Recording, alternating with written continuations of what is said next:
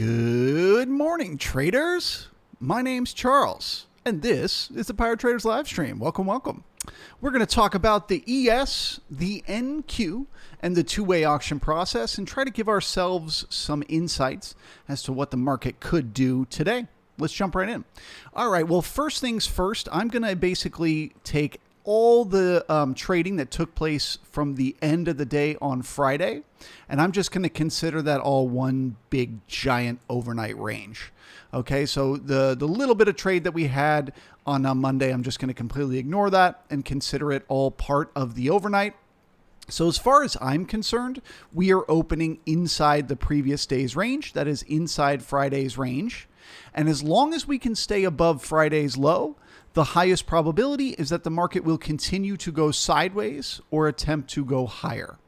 Okay, now, if the market pulls its way down below yesterday's low, we'll be watching that level very, very closely. That is, of course, 44.65. And the reason is because we had a gap up on Friday of last week. So the gap up was a sign of momentum. It was a sign that the market wanted to keep going to the upside. So if today we push down into there and then we do what is called a look below and fail, meaning we dip below yesterday's low, but we don't spend a lot of time and we don't bring in a lot of volume, we just kind of check it out and then head right back up. If that happens, that would be extremely bullish to me, because that would mean that this momentum that we were signaled by the gap up is still in play. And so I would be very bullish there. However, at that literal exact same level, if the market were to push below yesterday's low at 65 and then it were to spend time down here and bring in volume down here, it would send me the exact opposite signal. The signal it would send me then is that this momentum is over and the market needs to pull back down and fill that gap. Okay, so I'm keeping a very close eye on yesterday's low. That is the level that will tell me, do we need to pull back and fill that gap back down to 44.37, or can we just dip below and then pop right back up, which would be a sign we have momentum. So one has me as a bull, one has me as a bear. That's a very important level. Now, inside of yesterday's range, inside of Friday's range, it will be tricky. I will have to think about it like a chop zone. There's just tons and tons of resistance above to smack this market down. So I'm going to have to assume that they're going to have to grind and chop inside yesterday's range in order to be able to break higher. However, if they get above this large node right here from the overnight at we'll call it 44.90. It's really 44.88. But if they can get above there, that would be bullish to me to test yesterday's high. And then I'd be playing the same game there that I was talking about with the low. Do they push above and bring in new buyers up here? Or do they push above and just pull back in? If they push above and just pull back in, well, then I know we just need a sideways day. Right? We created a little bit too much excess with this big move to the upside, and the market needs to spend a little time balancing that excess off, and so I will assume chop. Does that make sense? So pretty much inside yesterday's range, it's rotation, it's reversion to the mean, it's balance. If we get below yesterday's low and find resistance, it's bearish for gap fill. If we don't, it's bullish.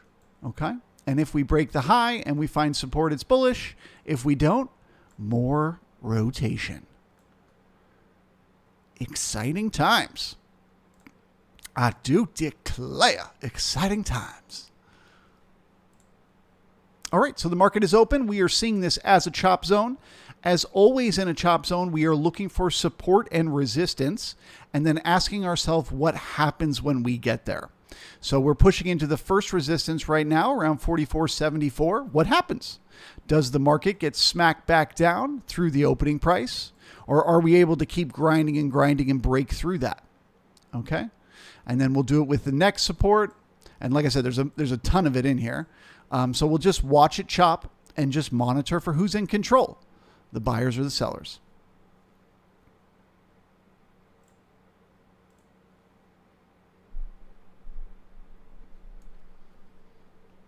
We got 74 amazing human beings hanging out, but only 21 likes for the pirate. Only 21? Let's smash that thumbs up and see if we can't bring in some new people.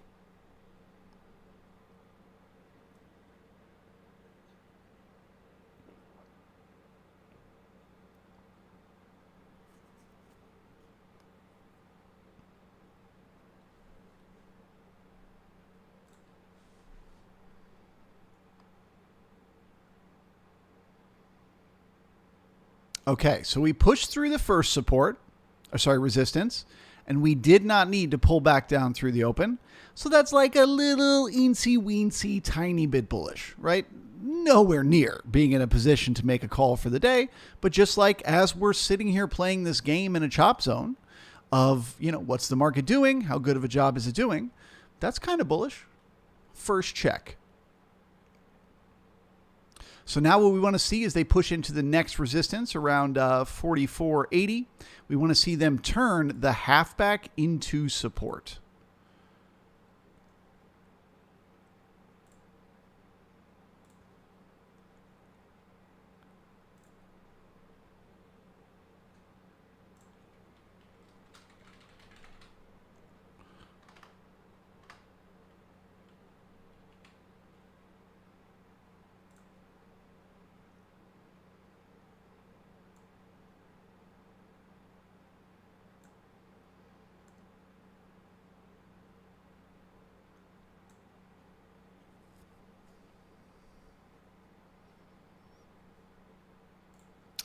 Cause it's a chop zone, baby. They're chopping. They're gonna chop the zone.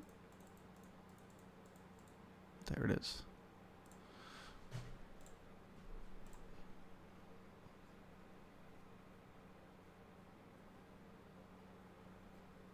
Good morning to Nap, Pavel, Darth Liquidity, Scrapper, Holger, Maya, Chillin' with Dylan, Tim, Paper Demo Guru, welcome back, brother. Philip, David Glass, Patrick, and MW. Hey, hey. Hey, hey, hey.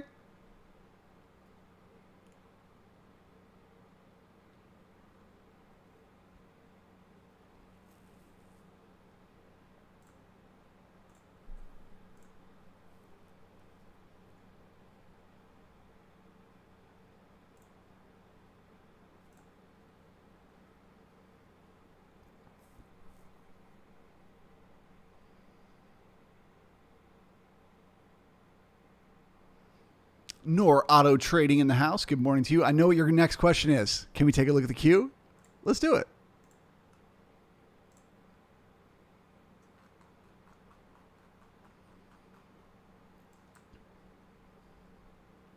Ooh, man. All right. The Nasdaq, dude, in the choppiest of chop zones. Okay, so this is just balance inside a balance right here. What you've got is a giant balance area taking place on the daily, right? And then you got two smaller balance areas. You got one down here in this node and another one up here. I mean, this is just a chop fest. So expect, quick reversals, lots of uncertainty until you can break out of this larger range on the daily.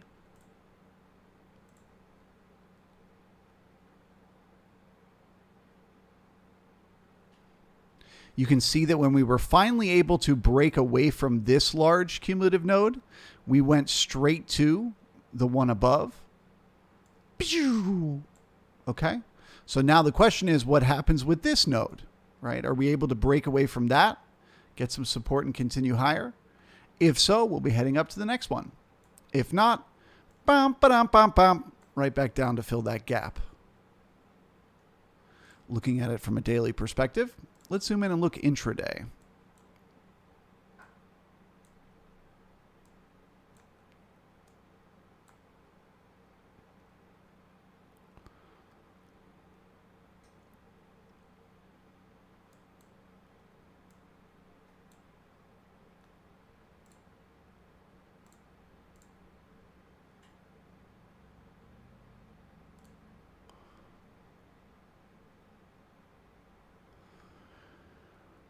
Yeah, I would put it in exactly the same position as the ES.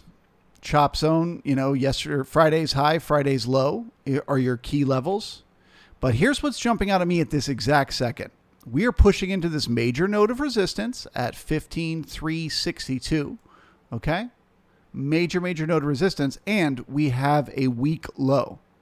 Okay? Because the opening price never came down and tested lower. So to me, the higher probability now is we're going to get some resistance and come back down through that low. So if that doesn't happen, it's a when what shouldn't happen, when what shouldn't doesn't. That's a little bit bullish to see. But I suspect we're about to run out of steam on the Q and come back for those lows. If they're able to get above this node at 15,355-ish, if they're able to get above there and turn it into support, that is bullish to test yesterday's high, Friday's high, and then monitor for continuation higher from there. What you got for us, NQ?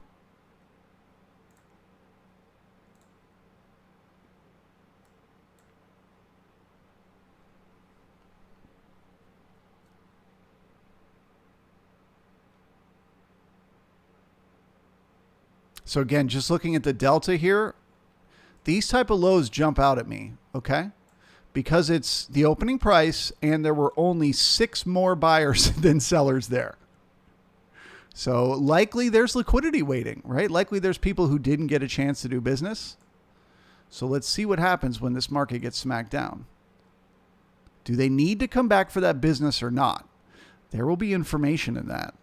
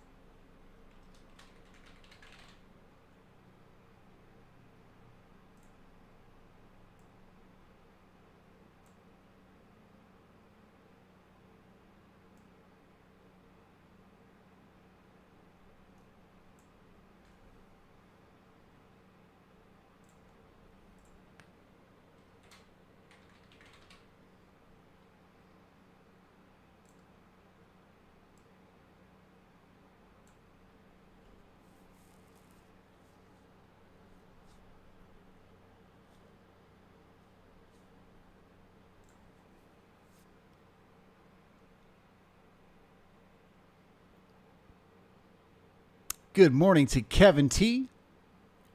RK. RK says, wrongly long last night, but not worried, averaging down. Well, RK, you know how much I hate the term averaging down.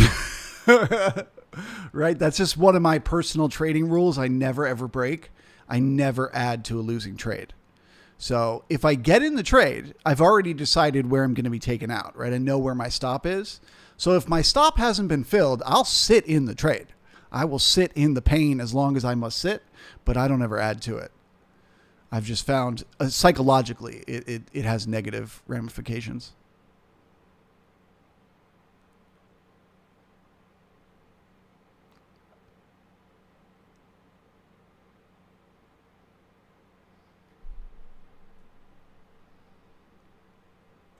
MW says, notification popped up about your stream after a long time. Well, we're happy to have you back. Welcome. Scooball in the house. Good to see you.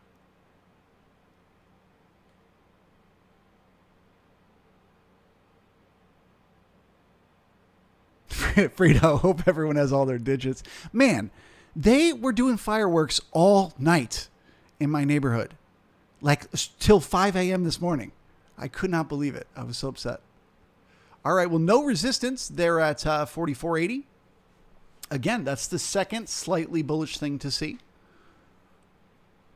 So that's 2 checks for the bulls. Now what we need to see is the halfback become support, and we can start to build some confidence.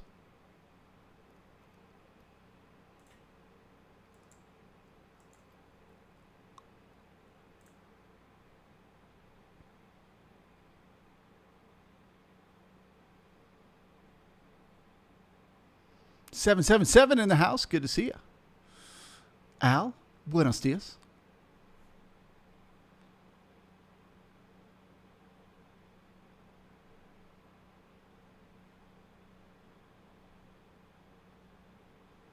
RK says, I try to think like I'm not in a position. What would I do? Yeah, I don't disagree with that. Like, as a way of being best possible positioned to take advantage of the move, that's the way to do it, right? But what I'm talking about is psychology, right? The idea that you're wrong and then you add to that trade and then you're more wrong and it goes against you, it is just psychologically very painful. So then you're more gun shy, or of course I'm speaking to myself. I'm more gun shy on the next trade because I trust myself less, and so on and so forth. So even if it might make sense from a trading standpoint to add to a position, you know, on a pullback, I just don't do it because psychologically I don't like what it does to me. And for me, the game of trading is as much protecting that psychological capital as it is that real capital. Same thing why I don't trade chop. Because I know if I went long right now and then it pulled back down to the opening price, I'd feel like a real douche. So I'll just save myself the trouble and be patient and wait for that entry.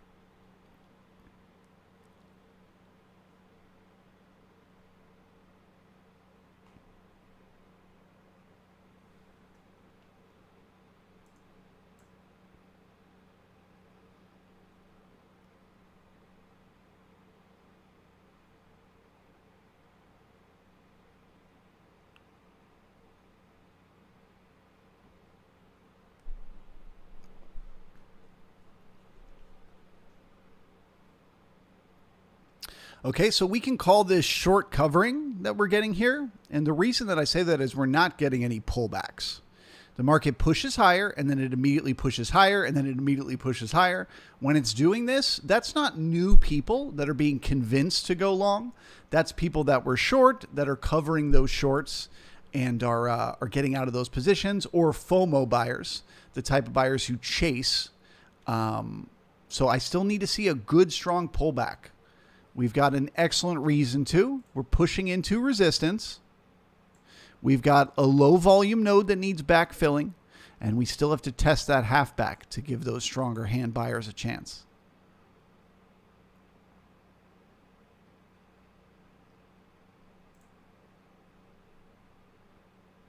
At this point, though, if halfback holds at 44.77, I would get bullish there.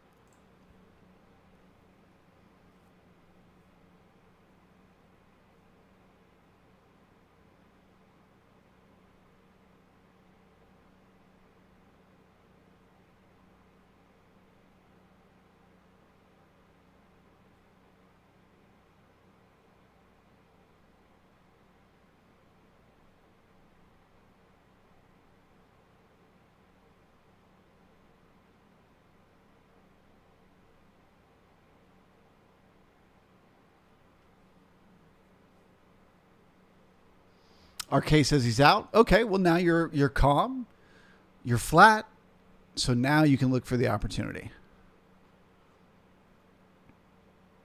Now is the time to ask yourself the question, if I was flat, what would I do?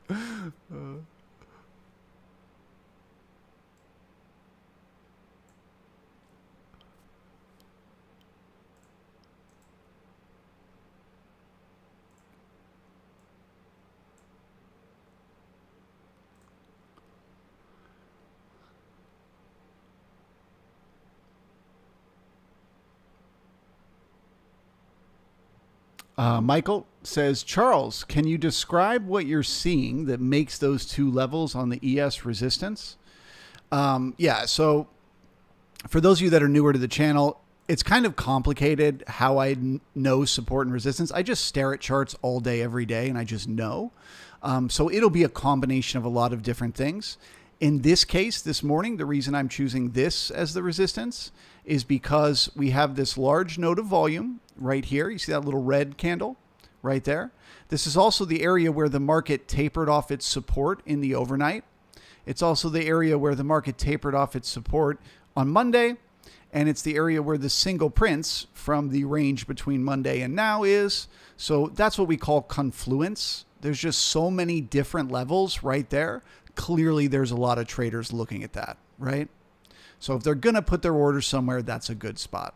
But the unfortunate thing about this range is there's a ton of them. I mean, that's resistance, that's resistance, that's resistance.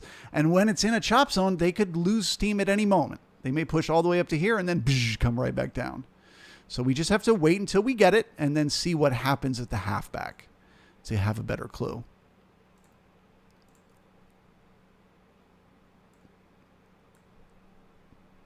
Okay, so we're coming back down for those low volume nodes now.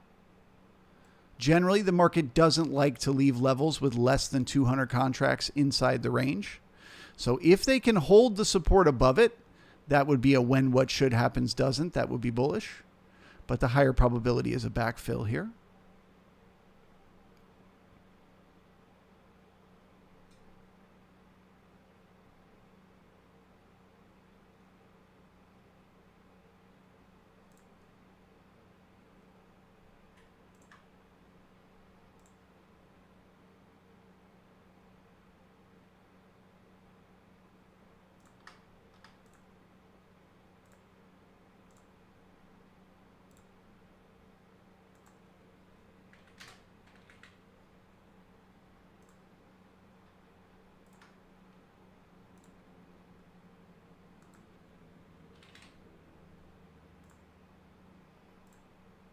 Okay, so there's the backfill of those low volume nodes. So now we're on to watching that halfback. Can they hold it?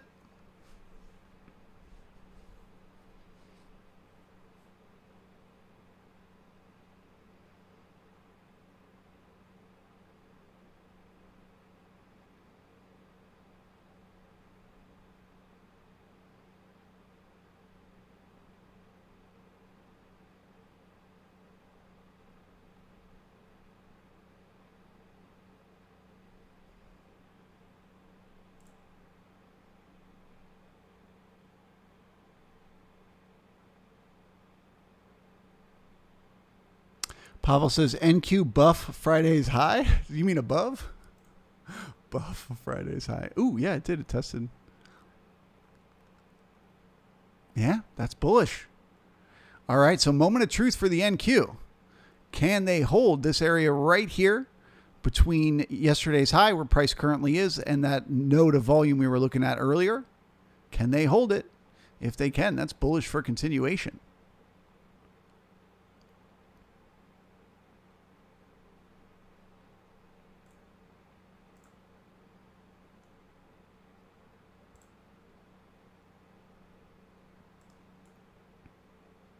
Same thing with the ES. Didn't have to test halfback. Bullish.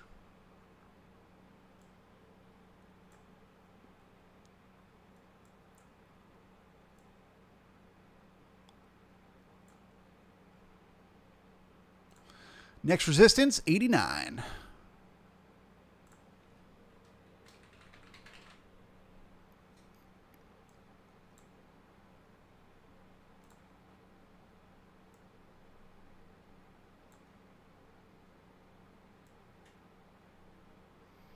Well, Charles, if you're bullish, shouldn't I be going long the market right now? No, of course not. You don't want to get long at the high, but you do want to know what to do when the market gives you an opportunity. So the more of these bullish signals that I get, the more I know I want to be a buyer when we get that good pullback, when we get that solid support. But right now, I'm not going to buy at the high because there is still very high probability we're coming back through the opening price, unless they can get through all this resistance above. It's a chop zone. They're chopping it up.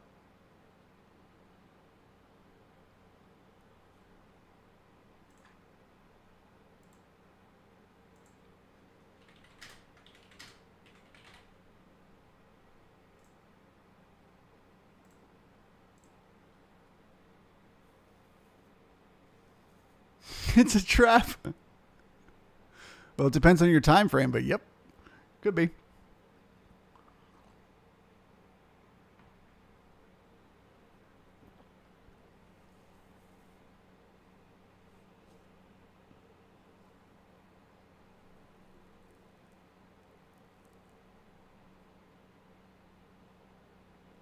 Frito, you wouldn't have bought halfback? Yeah, the last time I would have, but we didn't test it.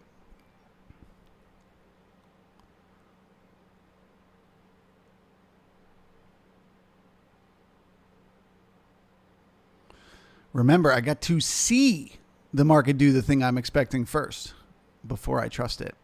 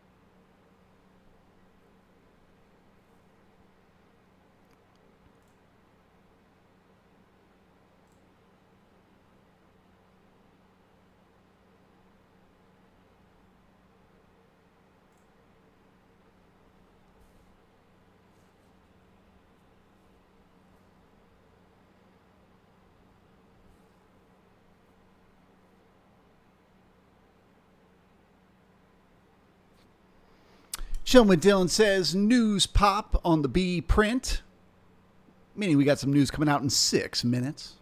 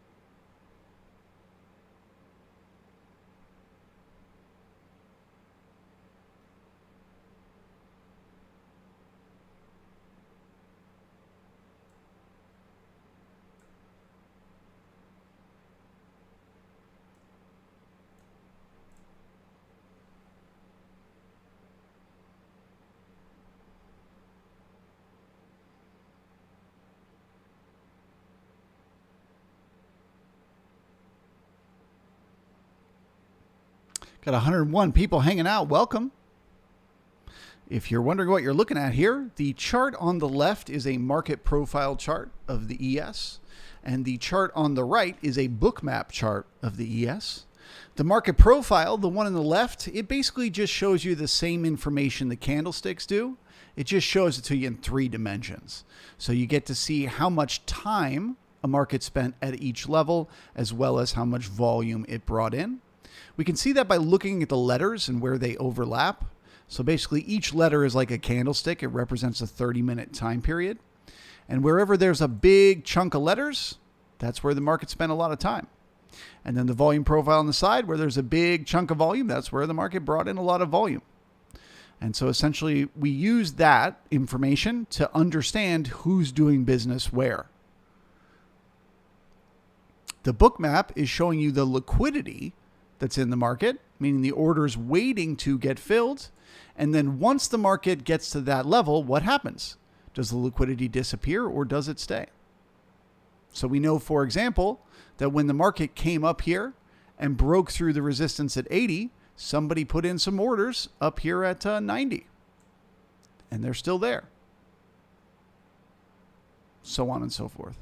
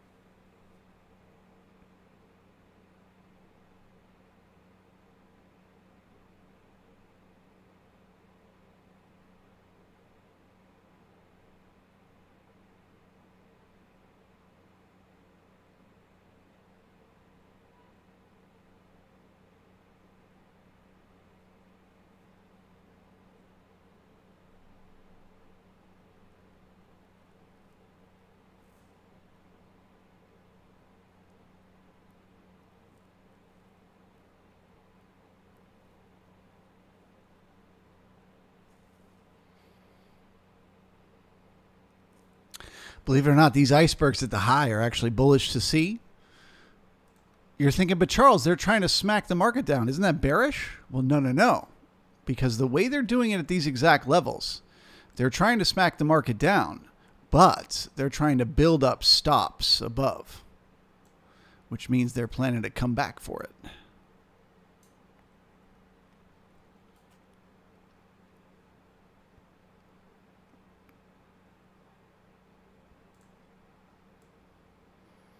Does that make sense? They're stopping the market right where we are now to get traders to think it's running out of steam and short here. They put their stops above. Market pulls back a little bit. And before they have a chance to take their profits on those shorts, boop, it comes right back through and whacks them out.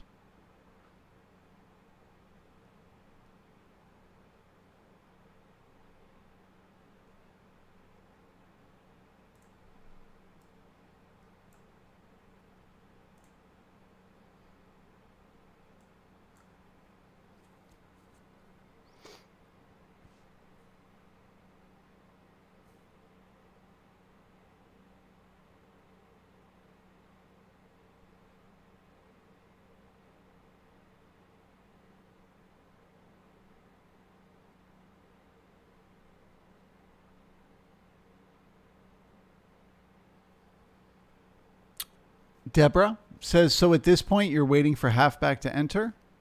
Yes, ma'am. Remember how I started the day, right? There's three options for what the market is going to do today. Okay? One option is it's going to push above yesterday's high, find support, and continue, in which case I will make money on that continuation. I will ride the momentum once it's confirmed. Or the market will push below yesterday's low, find resistance, in which case I'll make my money off the gap fill. The failure to hold this level, to hold this zone, will be how I make my money. Or an attempt to get above that fails or get below that fails will give me opportunities to make money rotational inside this area, inside this range. But right now, we're just 30 minutes into the day. I don't know which is happening yet.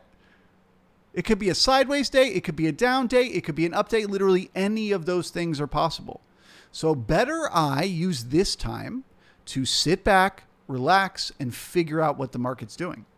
Now, shorter term, like for within this range, absolutely. If the market pulls back to halfback and it's finding support, I would buy it. But only as a test of the resistance above, not because I'm bullish for a bigger move. For that, I got to see what happens at yesterday's high.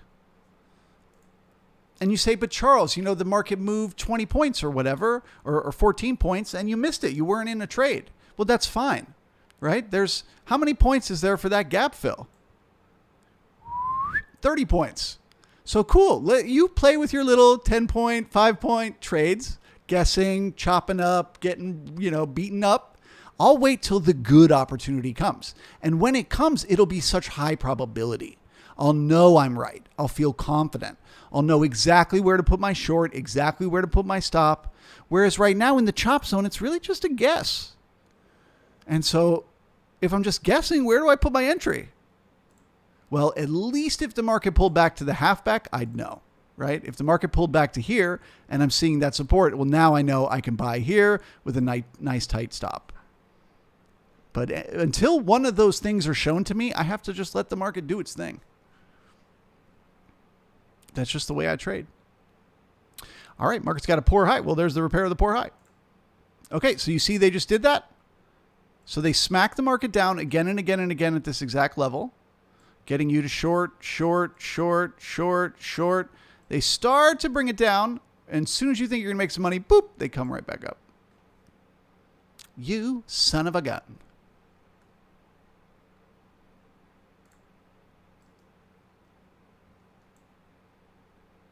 And the game is still afoot. They want more stops. More.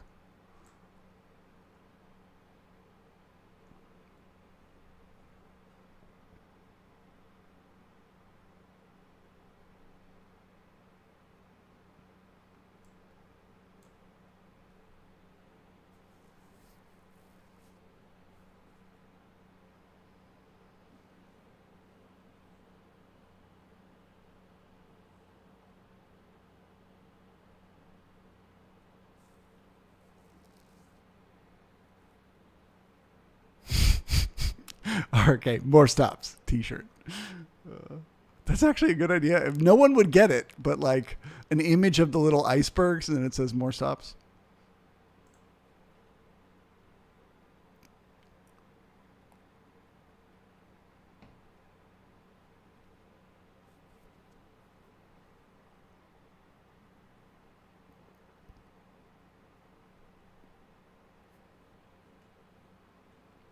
Let's see what's happening with the Q. Okay, they're still testing that high. So this is where they need to hold it.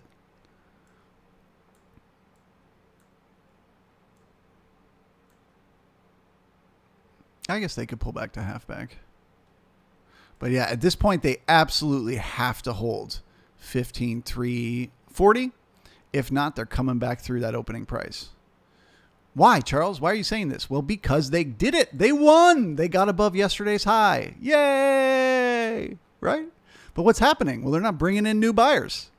There's they got above and now they're just sitting. So if they pull back down through the halfback now, they're definitely chopping through that open. The buyers have got to hold this.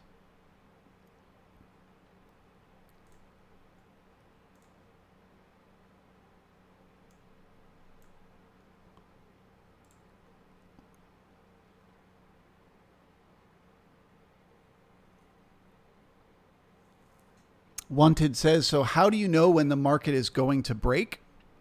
Well, you never know when. That's the bitch of being a trader, right? Timing, it's impossible. But you know what it'll look like. You know what levels it'll travel to, and you know what'll happen when it does.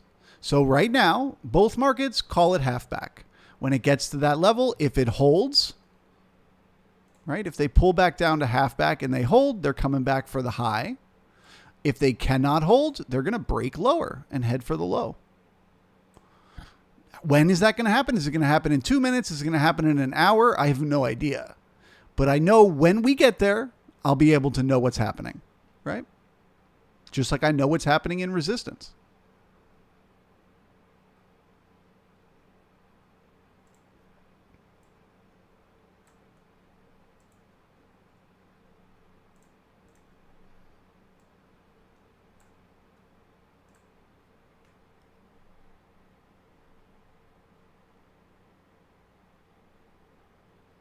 RK says your pirate shirt always gets stares. Low profile humble brag. Thank you, my man. Still rocking the pirate t-shirt.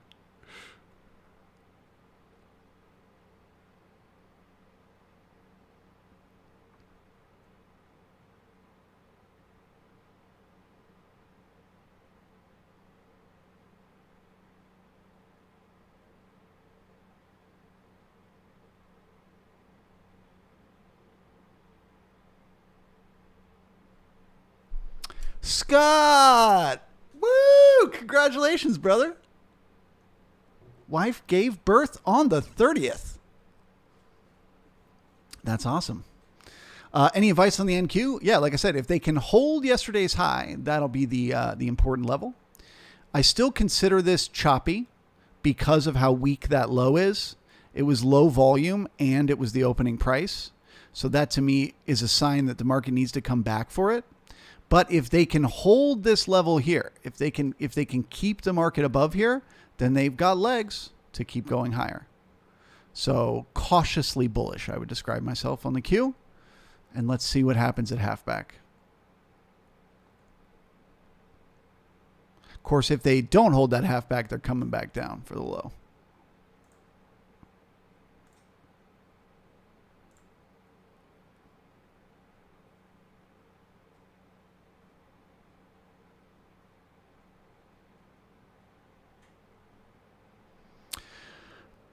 Percy says, theoretically speaking, where would you short the ES if it starts coming down?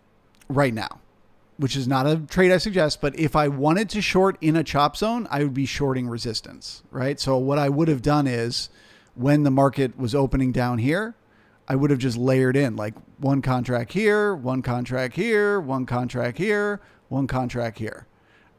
If I was going to do that, that's not how I trade, but you're asking a hypothetical. That's how I would do it. Just let them fill, and know it's going to come back eventually with my stop above yesterday's high. But I've learned not to do that, right? Through experience. Because if it does that, if you fill, and then it goes through yesterday's high, you feel like a loser right at the beginning of the day.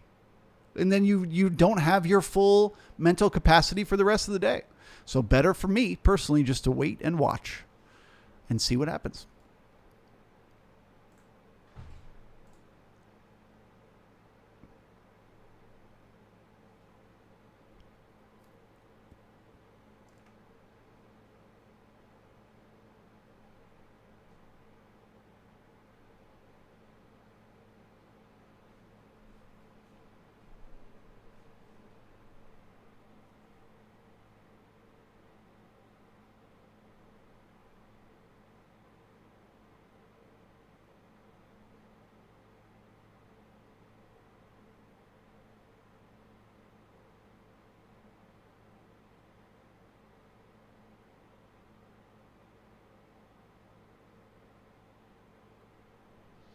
Scott says, life is forever different in the best kind of way. I'm in love with fatherhood. Dude, I'm in love with that comment. That's great.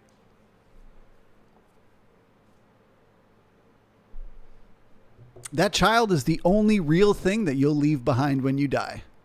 Put all your love and energy and everything you've got into that child because it matters so much more than anything else. Including the wealth you accumulate.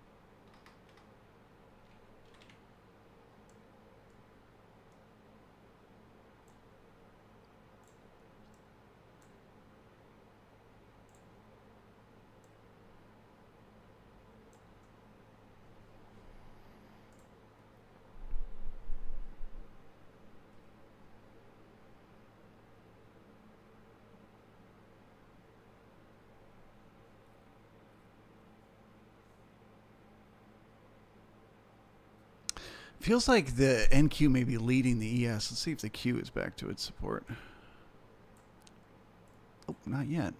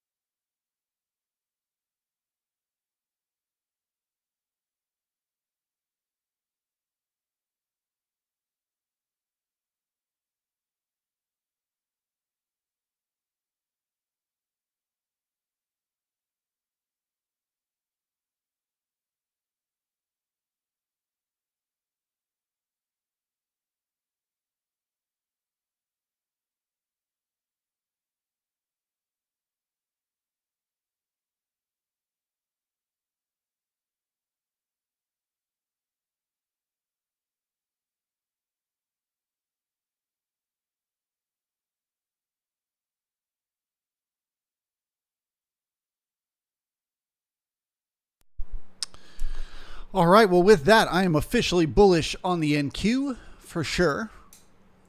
And I'm bullish on the ES as well, but not to a point where I can enter a trade. It's still in that chop zone.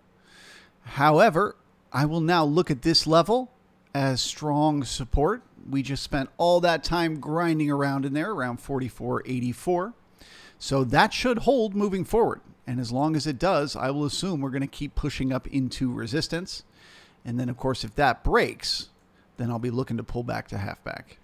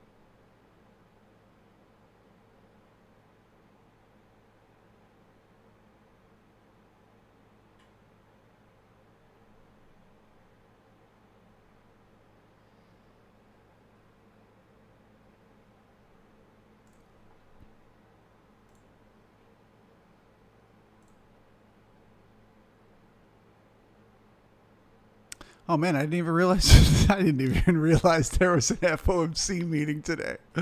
Oh boy. Yeah, why not? I'll do you one better, 7-7. I'll keep hanging out till then. I may not have much to say if we end up just rotating inside Friday's range all day, but I'll be here just to see what happens.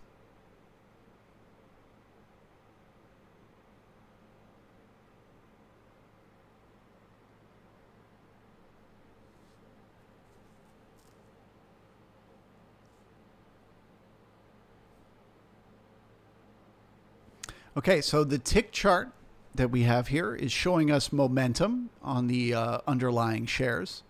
And what are we seeing? That we pushed our way all the way up to here and we ran out of steam. Then we spent some time going sideways. Well, look what we did with those ticks. We brought in new buyers. We worked our way all the way above that zero line, came back down and tested it again, and we are back above it. So that is bullish to see. I don't know how far they can push it, but the buyers are in charge.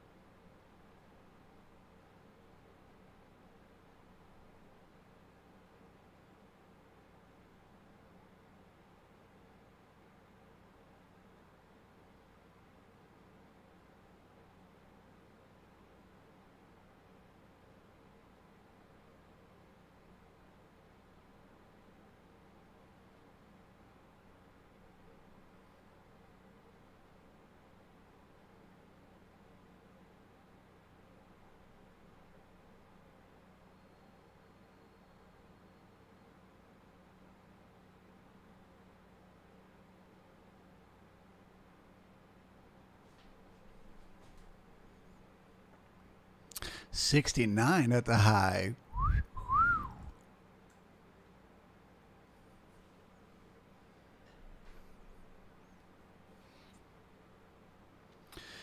That Sachs guy says, I like the overnight high short. Ooh. I don't know, man. Maybe on the way back down, there could be some serious short covering, though, when we get up there, right? The last major resistance is around 91. So if we poke through that, you could get a whole wave of short covering up there.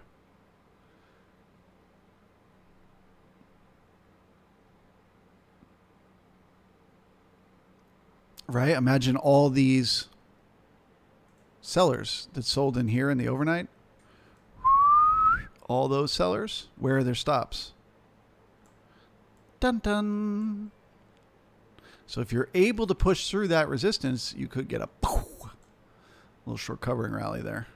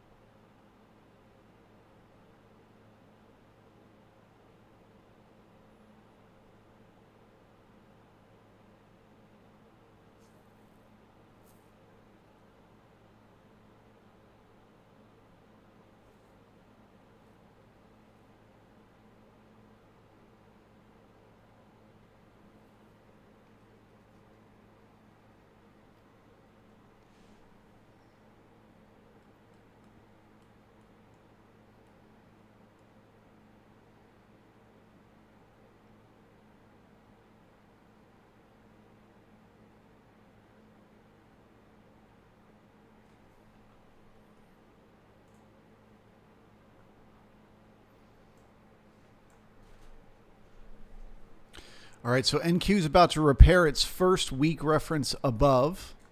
Once that's repaired, we ask ourselves the question, is that all the market needed to do? Does it pull back down into yesterday's range? Or do we continue to spend more time and bring in more volume up here? Time and volume would be bullish for continuation. The Q is on the move.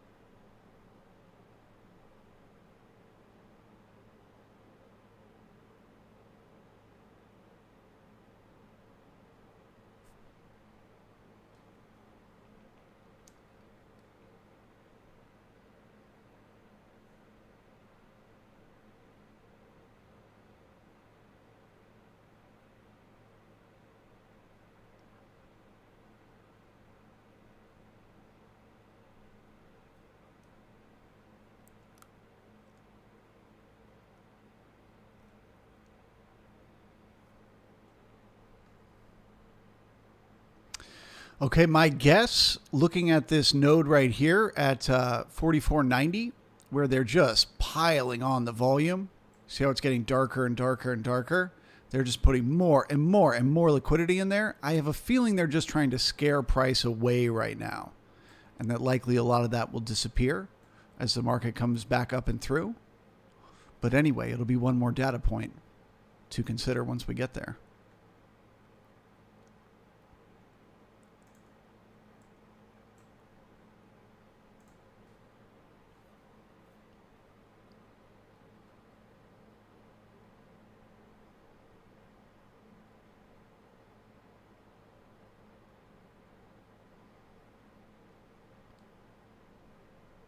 So you guys see how that happened like that? Right there. Market was coming up towards it. They started to get darker and darker and darker. They add more and more and more liquidity. Scares the market away. So now what happens? Market finds support. All of a sudden that gets thinner. Boop. Comes right back up for it.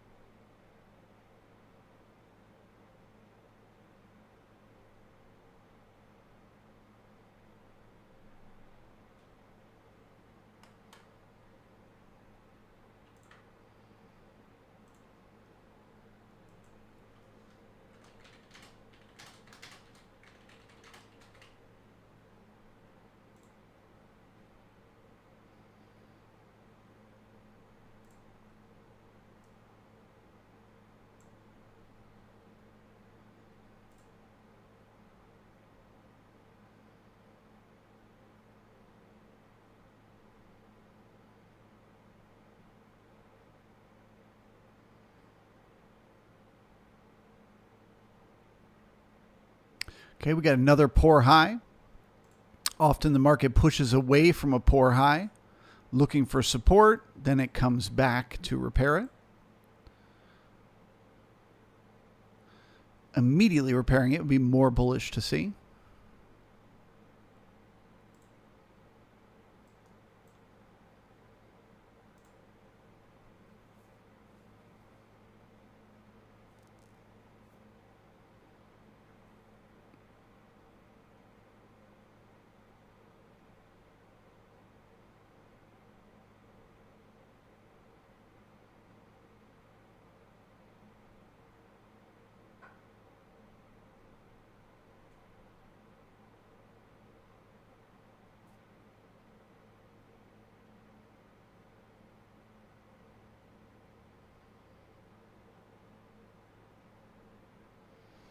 Falcon 1 says, are the shorts stuck buying at the highs? Are the shorts stuck buying at the highs? Oh, are they covering? That would be above this resistance right here. I'd say above 90. That's where you'll start to see that. That's where you get those pops. Boom. Out of nowhere. Boom. Boom. Where it just pops. Those are those shorts covering. Right now, this is just intraday chop. Computers betting against day traders like you and me, trying to figure out what comes next. At least on the ES. The NQ is bullish.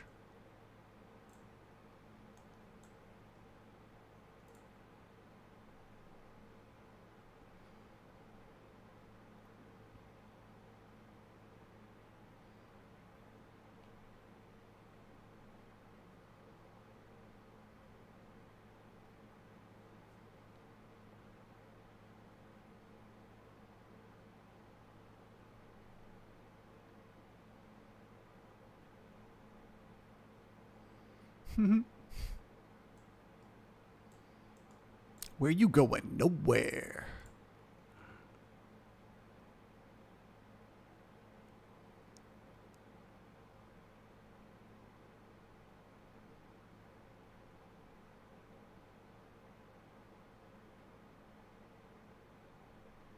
Boom. All right. We are trending higher. That is bullish to see. So now the ticks are telling us that the buyers are in charge of the market, and the price action is telling us that the buyers are in charge of the market. So we are going to assume that as long as they can stay above this B period low, as long as they can stay above 44.81, they will be able to keep this momentum going to the upside. That is bullish to see.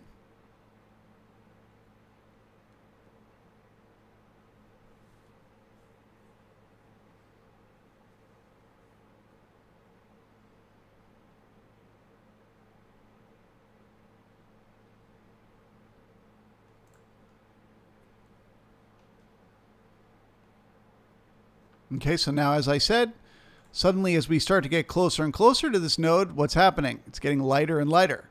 They're starting to pull those orders.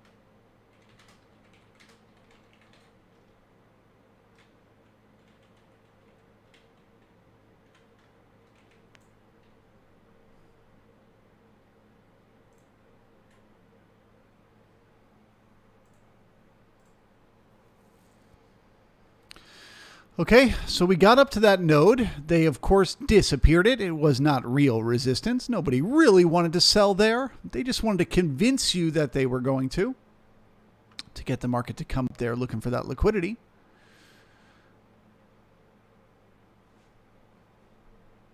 So this is the last major resistance holding the market down.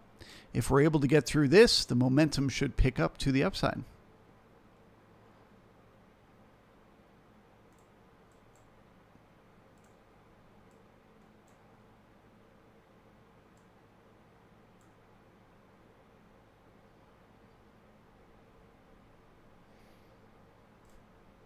It's all shorts covering up here. Look at that.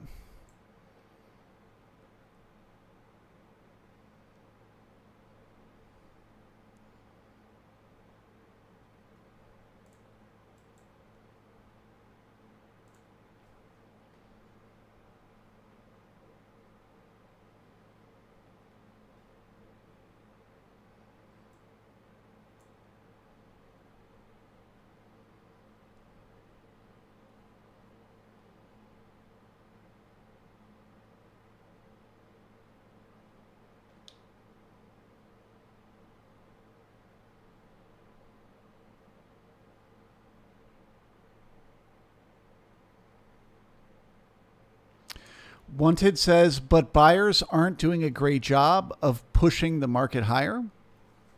No, they're not doing a great job, but they're winning, right? And as long as they keep winning, they're going to keep winning. And the more winning they do, the more shorts will have to cover, which is new buyers. And the more FOMO buyers, the more people who will have to chase it. So that's the thing about momentum. You really just want to just understand who's in charge and how long can they keep it going.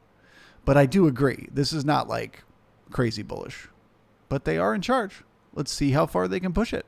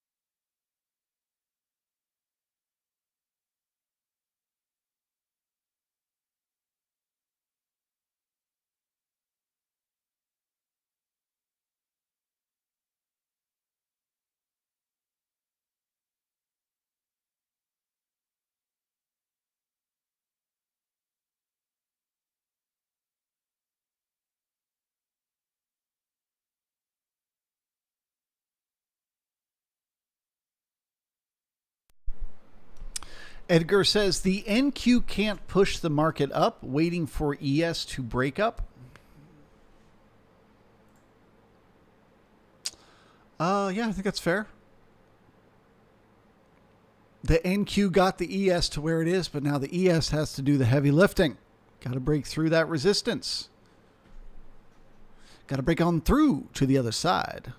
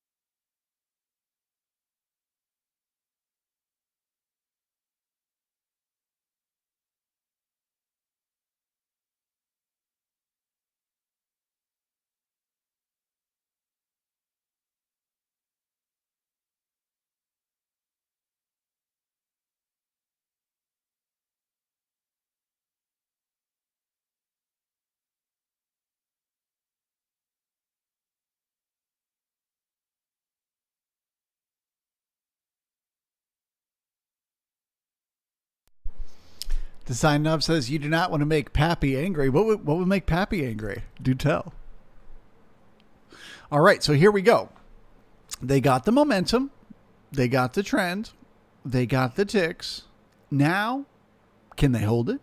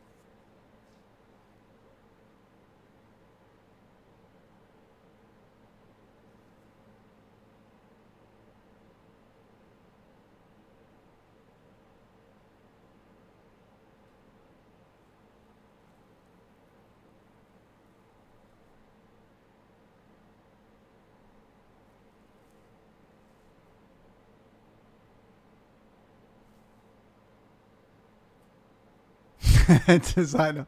If we talk behind Pappy's back, I feel like that's all we do.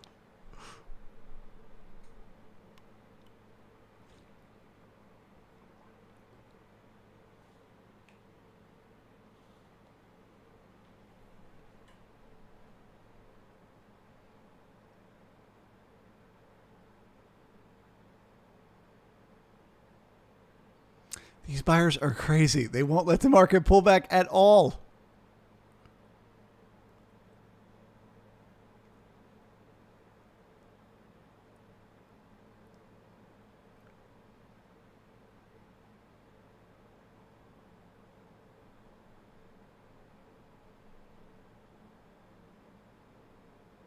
There we go.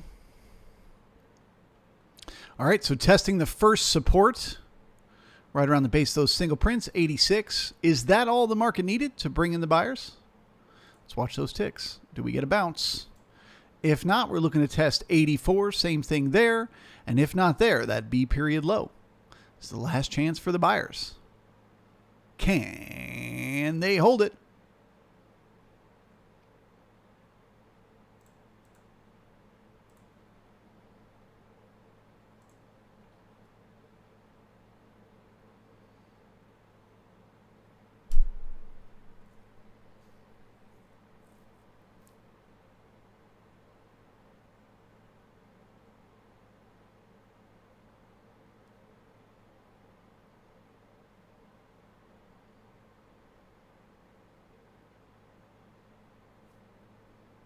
All right, the first support breaks, so we're looking to test the second.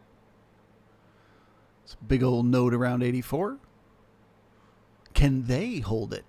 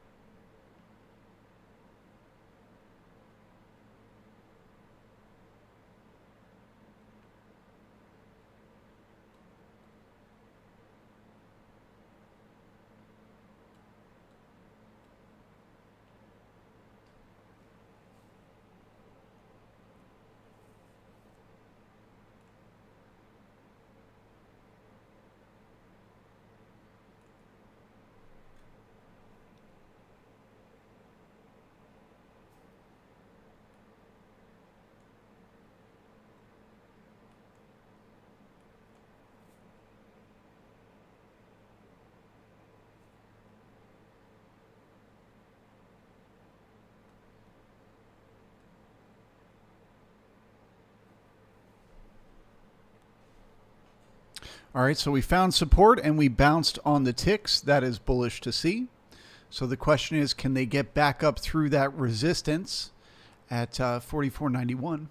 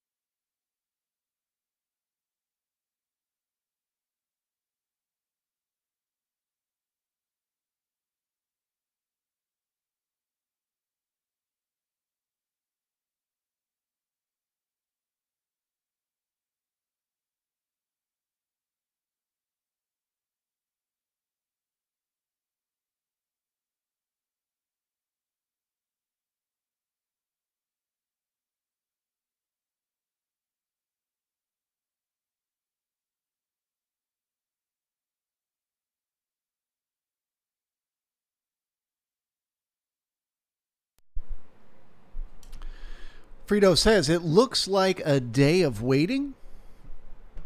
A day of waiting for what? Oh, do you mean you think we're going to get cessation and then go sideways all day? Or a day of waiting for a one-time framing trade? You may get it in the D period, bro. It's set up beautifully for it.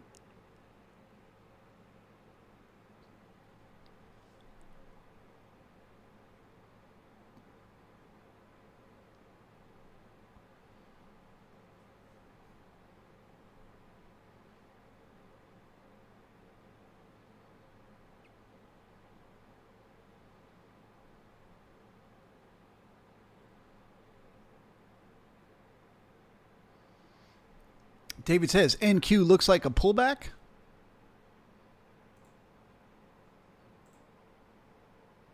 Ooh.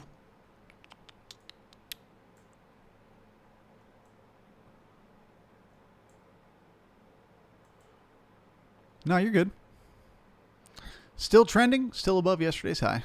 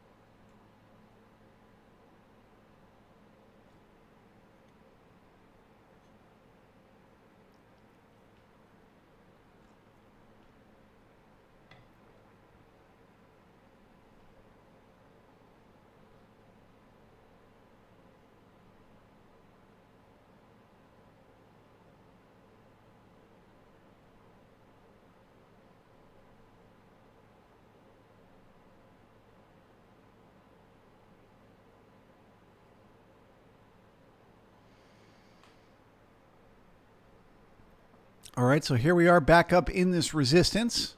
You can see all weekend long, the market has been getting smacked down in here.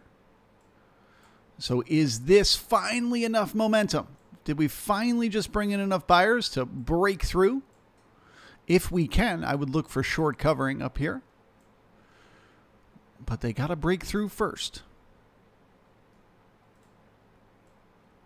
Break on through to the other side.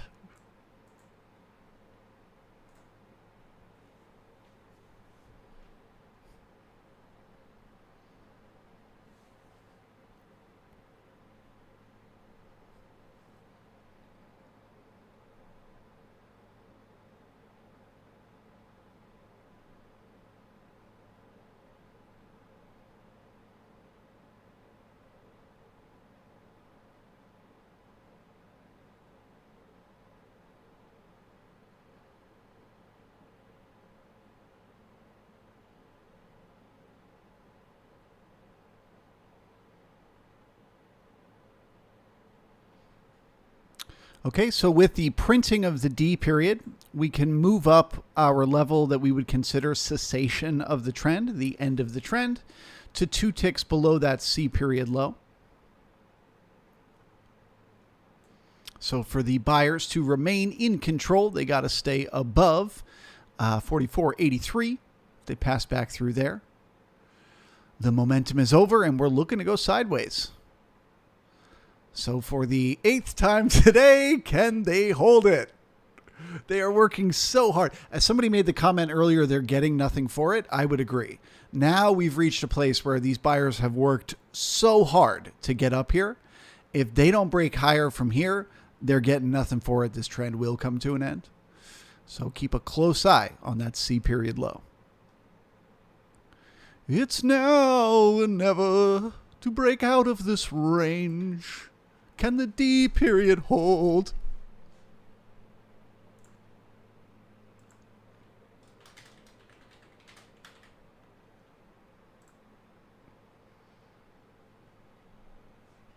We, of course, created another poor high here in the D period. That increases the odds that the market will push away from that poor high, looking for support. But then once it finds it, come back up for it.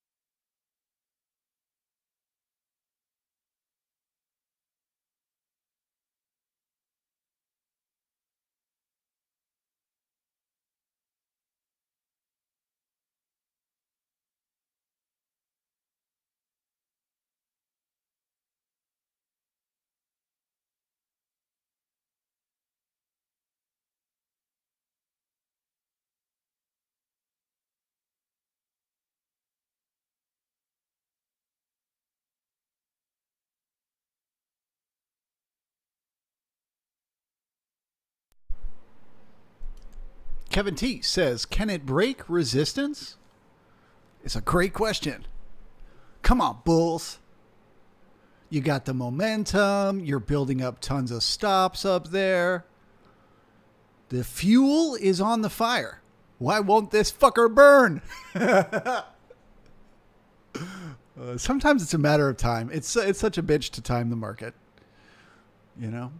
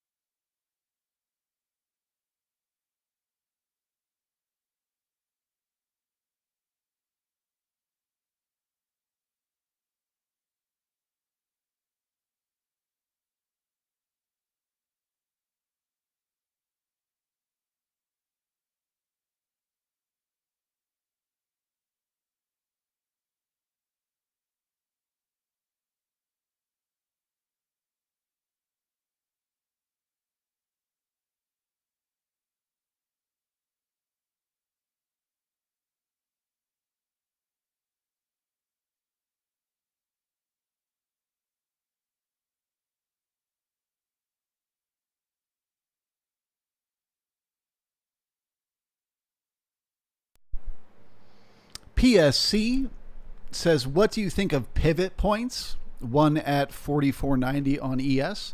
I don't personally use pivot points, but I do think they're very valuable. I know of traders who like almost exclusively use them.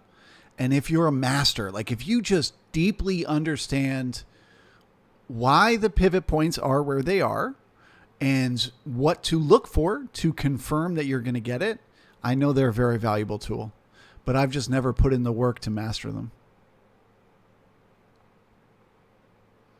But he's saying 44.90.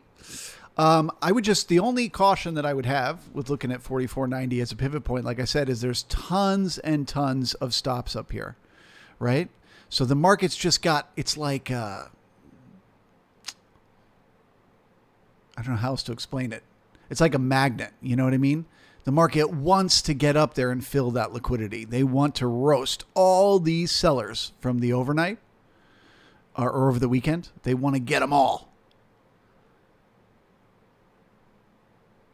And what could happen is we may take out all those stops and turn around and come right back down. And then we get cessation and we just go sideways.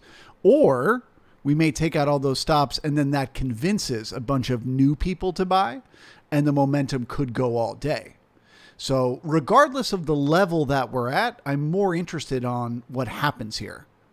Can they keep it going or do they run out of steam?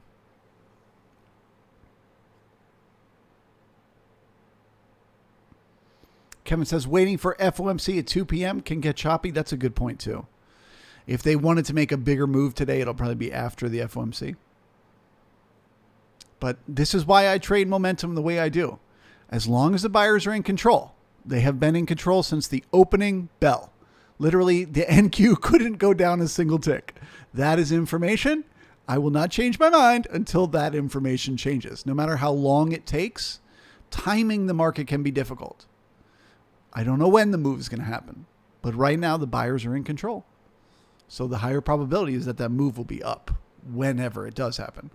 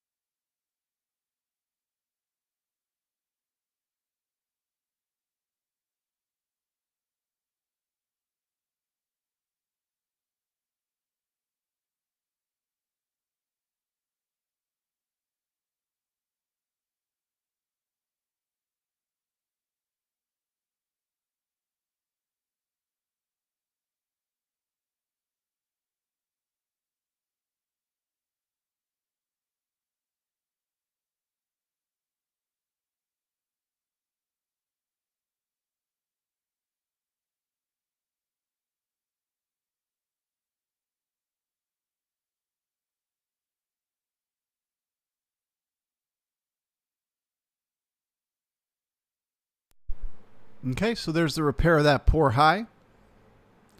No short covering at all. Wow.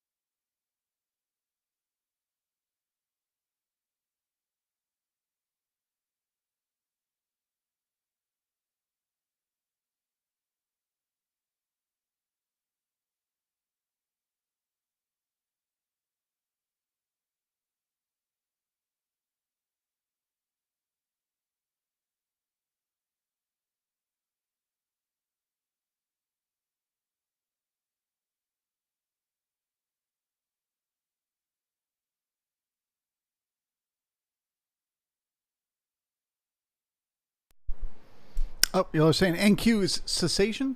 Let's take a look. You are right. There she blows. Okay, so for the NQ, that is cessation of the trend, which means the highest probability is that the momentum is over. That all we had momentum for was to get up to here, and now it's run out. So that increases the odds that the NQ is going to go sideways from here, at least until 2 p.m. inside today's range. So you could look for support around 15,354 and 15,318 for a rotation back up to the point of control, which is currently up here at 15,390. But just keep in mind that the low is very, very weak. Okay, it's weak for two reasons. One, because we opened and immediately went higher. And if you guys remember when we were down there, there was only 9 contracts longer, or 9 more long contracts than short. So that just tells us that's a very weak low and in need of repair. So if I was looking for rotational trades, I would be very cautious buying the lows. I'd want to be sure I'm seeing support in here before I'd be willing to go long to come back up, just because they may need to head down and test that low that they left behind. So the NQ is rotational. Act accordingly. Right when I put my snoring guy up there. Oh, well. But the ES remains in a trend. So like I said, it's really hard to time these things. But as long as the D period low stays above that C period low, the highest probability is that the market will continue to move higher. It is also worth noting we have had absolutely no short covering up here, right? We created that poor high. We came up, we literally just got one tick above it and then came back down. So there is still a magnet pulling on price up here. So we're going to trust that trend as long as the D low stays above the C low. But my spidey senses are telling me we may be going sideways until 2 p.m. Let's see what happens.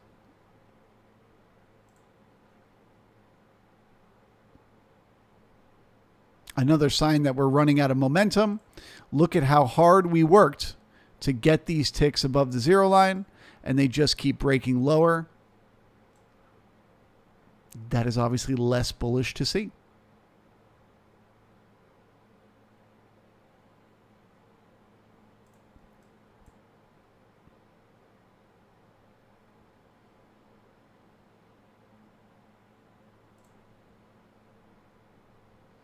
All right, testing the support. Can they hold it?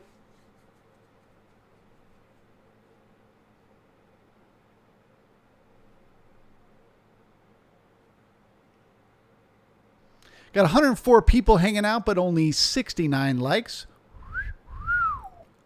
Please smash that thumbs up if you're enjoying the broadcast. Or the thumbs down if you just hate my face. Whatever works for you.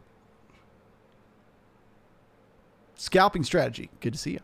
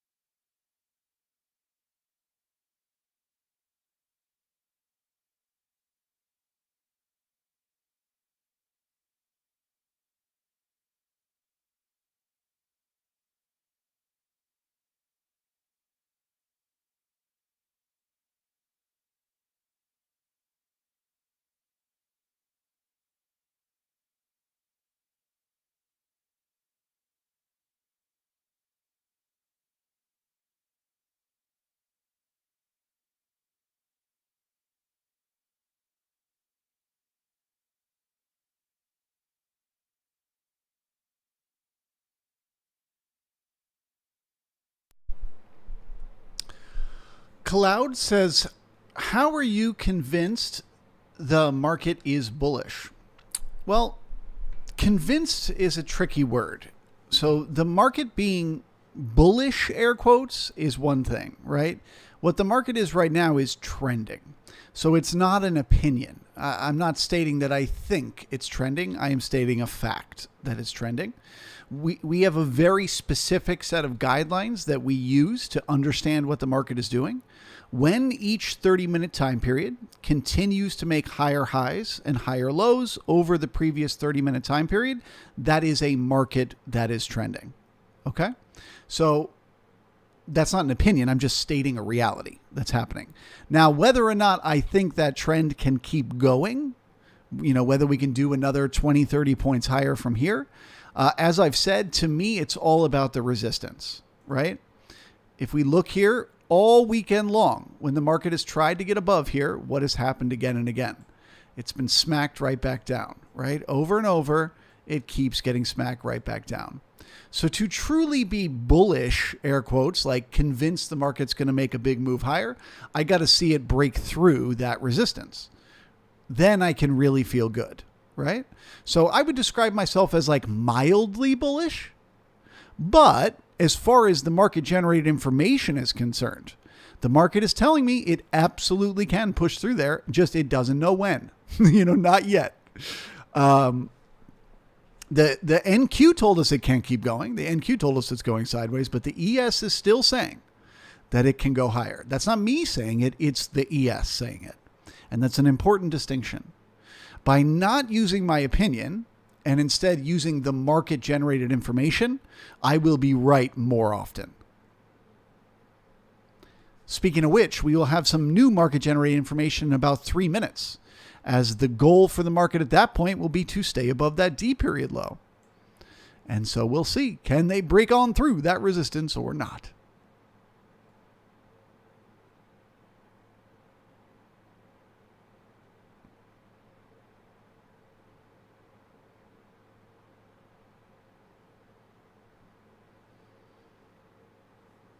Black Beauty Machine says this channel has a great reputation. Well, thank you. And thank you to whoever's been saying nice things. Appreciate you.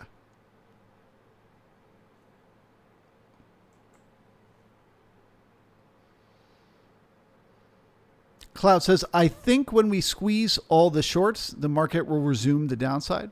You could be absolutely right. 100%. We may poke up here, boop, squeeze all those shorts, and then come crashing back down. That is totally possible. And of course, on a day where there's FOMC, anything is possible, right? There could be a surprise in those notes that come out, and the market makes a massive move one way or another, and it has nothing to do with what happened prior, just whatever comes out in those notes. But for now, intraday, at this moment, the buyers are in charge, and I'm just waiting to see how far they can push it. Ours is not to reason why. Ours is but to read the MGI.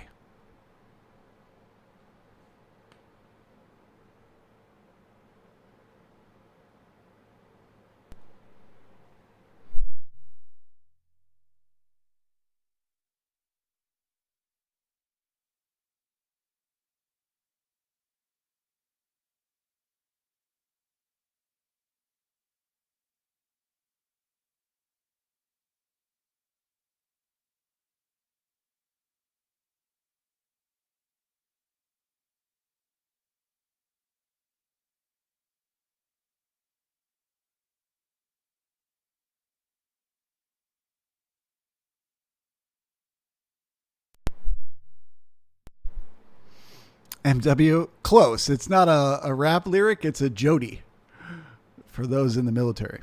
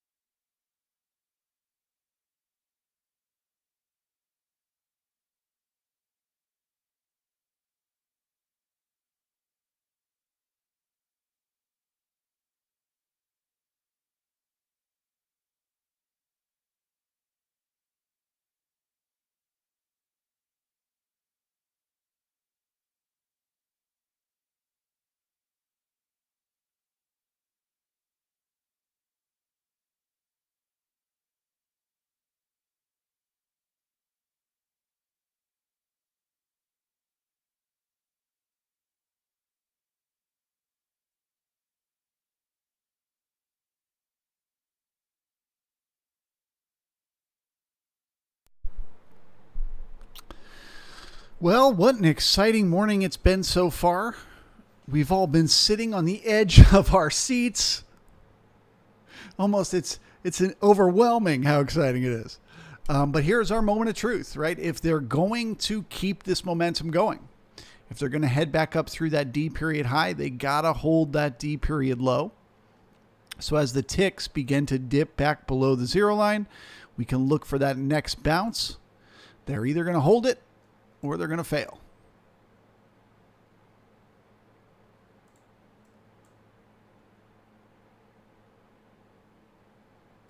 Frito, so close to excitement time.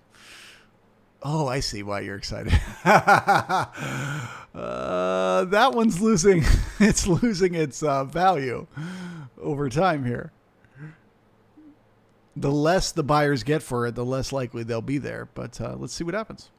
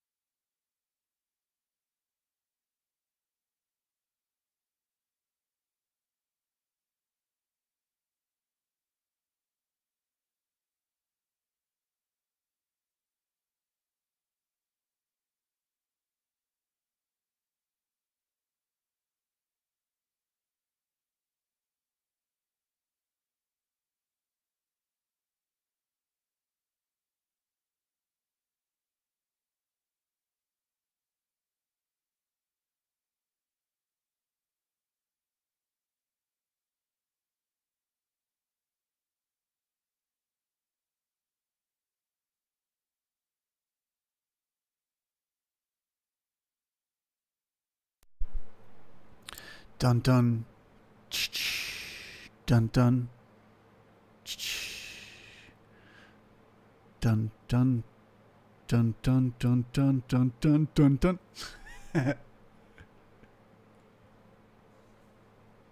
Sorry, I'm just trying to add some suspense to this incredibly, dreadfully slow end of the momentum.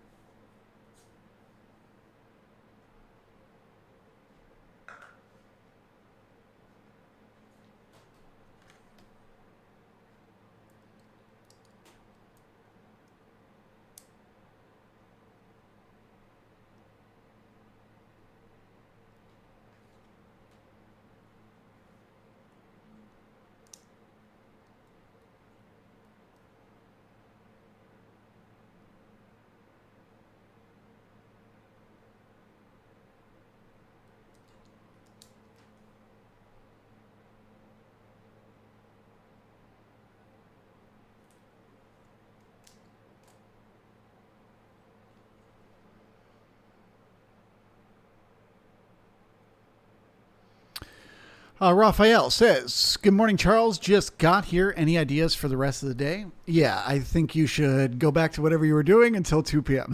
I think the market's on pause until those notes come out. They are trending, and the target is, passing back through that D period high and getting a continuation of the momentum. But your guess is as good as mine as to whether or not it'll happen. Clearly, since the NQ already ran out of momentum and the ES, the buyers are getting nothing for it, you assume this momentum is going to run out at any moment. So probably just chill till 2 p.m. and then see what happens. But the good news is, make no mistake, the second that clock strikes 2 p.m., anything can happen. And it could get real interesting real quick. Especially with a big old gap below. I picked the worst day to live stream. It's like the most boring thing ever. But what can you do? Can't control the market. Got to take what they give you.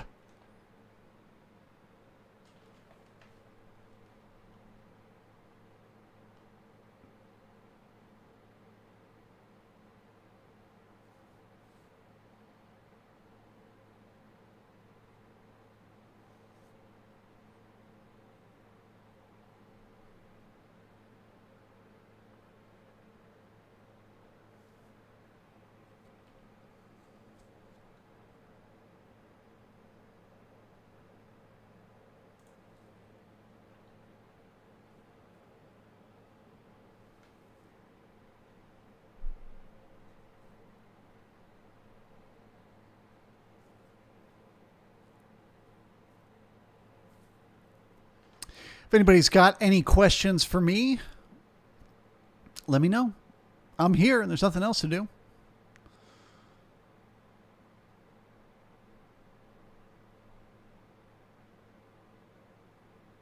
Even if you feel like your question is a noob question and it's super, super basic, you can still ask.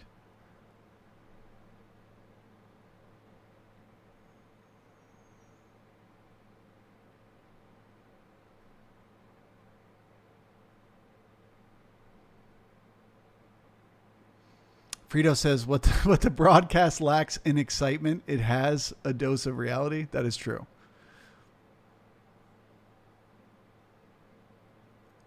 We could be zoomed in on the 1 minute candles right now trying to fight this thing. Long, short, long, short.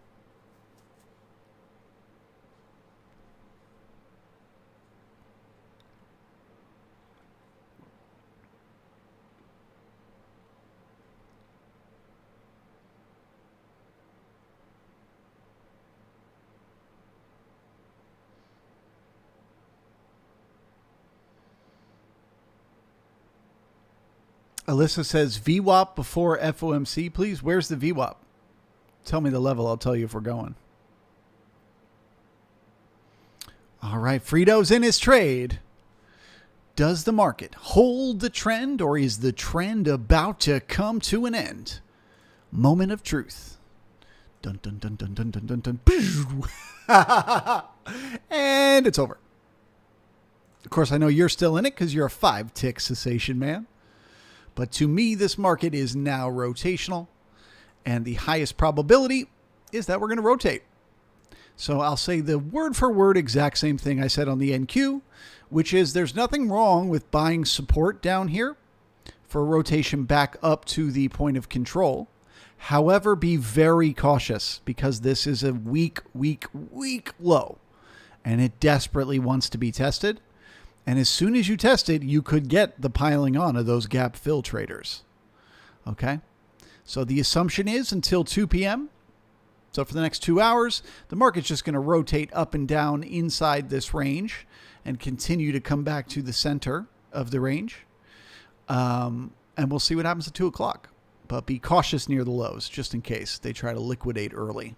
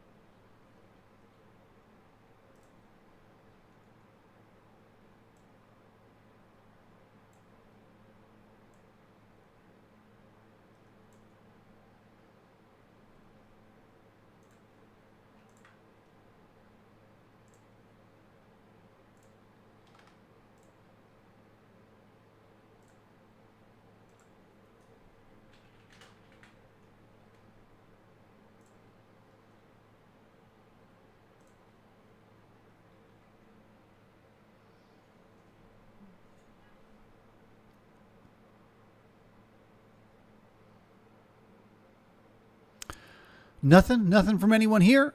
No questions. Fair enough. All right. Well, I'm probably going to go dark here for a little bit. I'm going to leave the stream going and I'll pop back up around 150-ish to prepare us all for the FOMC notes. If you have questions, throw them in the chat whenever I poke back in here. I'll be happy to answer them. But otherwise, I'm probably just going to let the market go sideways for a few hours.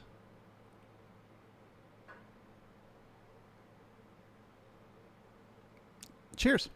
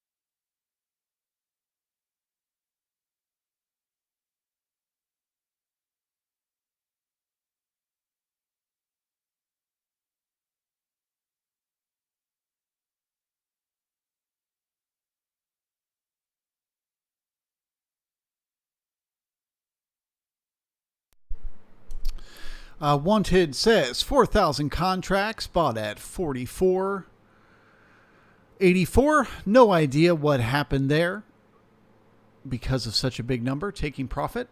Yeah, I'm not really sure. That's very funky to me.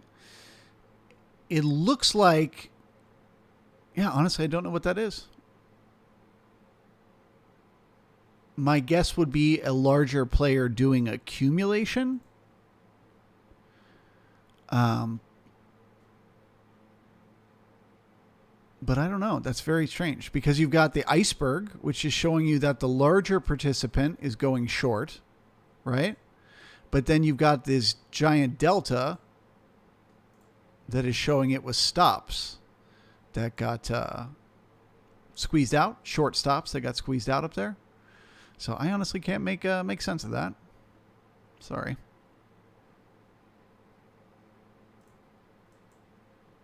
Best guess, somebody with deep pockets thinks they know what's going to happen at 2 o'clock, and they are accumulating a position. But genuinely, I have no idea.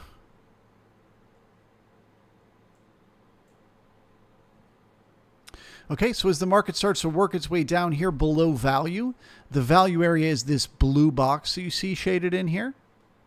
As the market works its way below value, the further it gets from there, the more it increases the odds that it will pull back up, right? You could think of the blue box as like a fairest price to do business.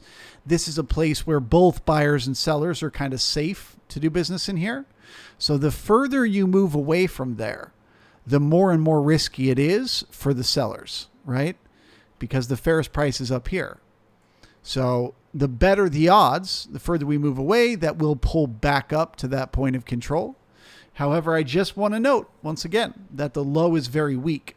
So if the market starts to fall and it's not getting any support, then it may be looking to break lower. But if it finds support in here, it is more likely that it's heading back up to the fairest price, the point of control.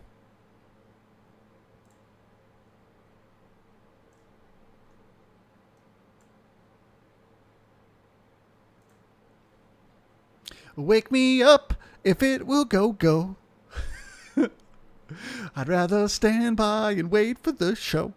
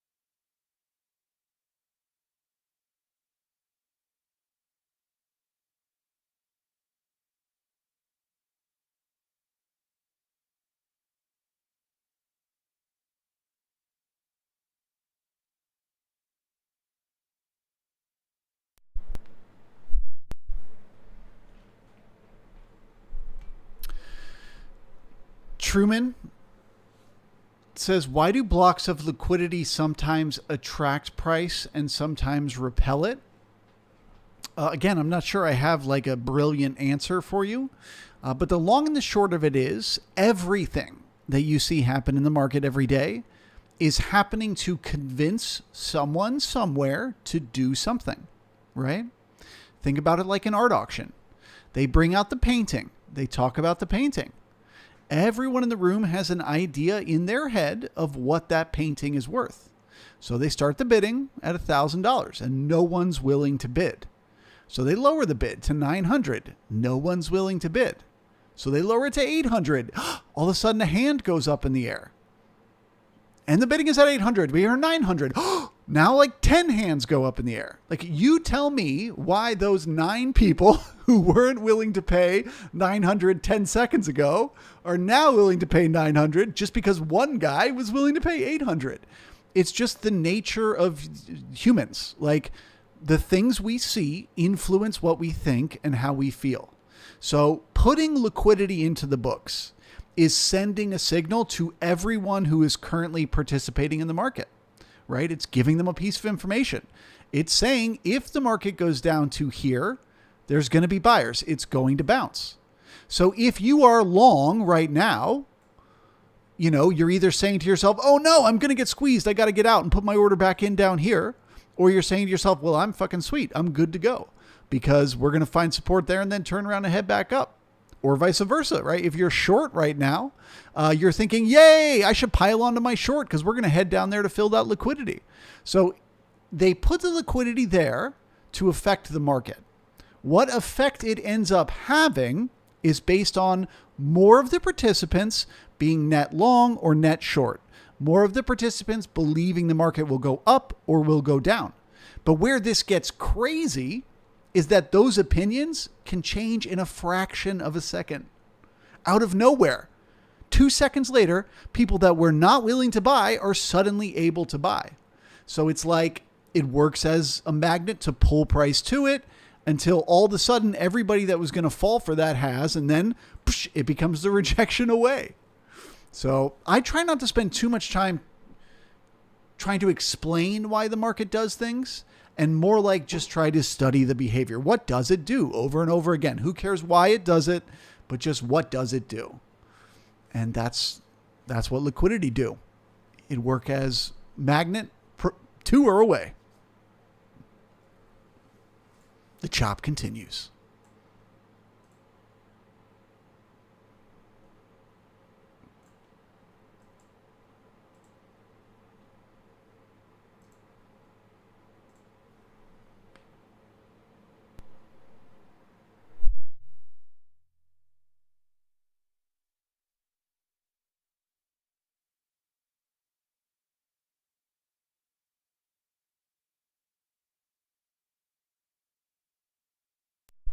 And by the way, when I say people, I'm also referring to computers, right? Every algorithm that's trading in the market is monitoring liquidity every second at every price, and it's programmed to make changes based on that as well. So I'm not purely talking about actual humans changing their mind, but the computer algorithms that run the trades also changing their mind as they are programmed to change as market conditions change. So that's what causes those instant flips. It's both people and computers.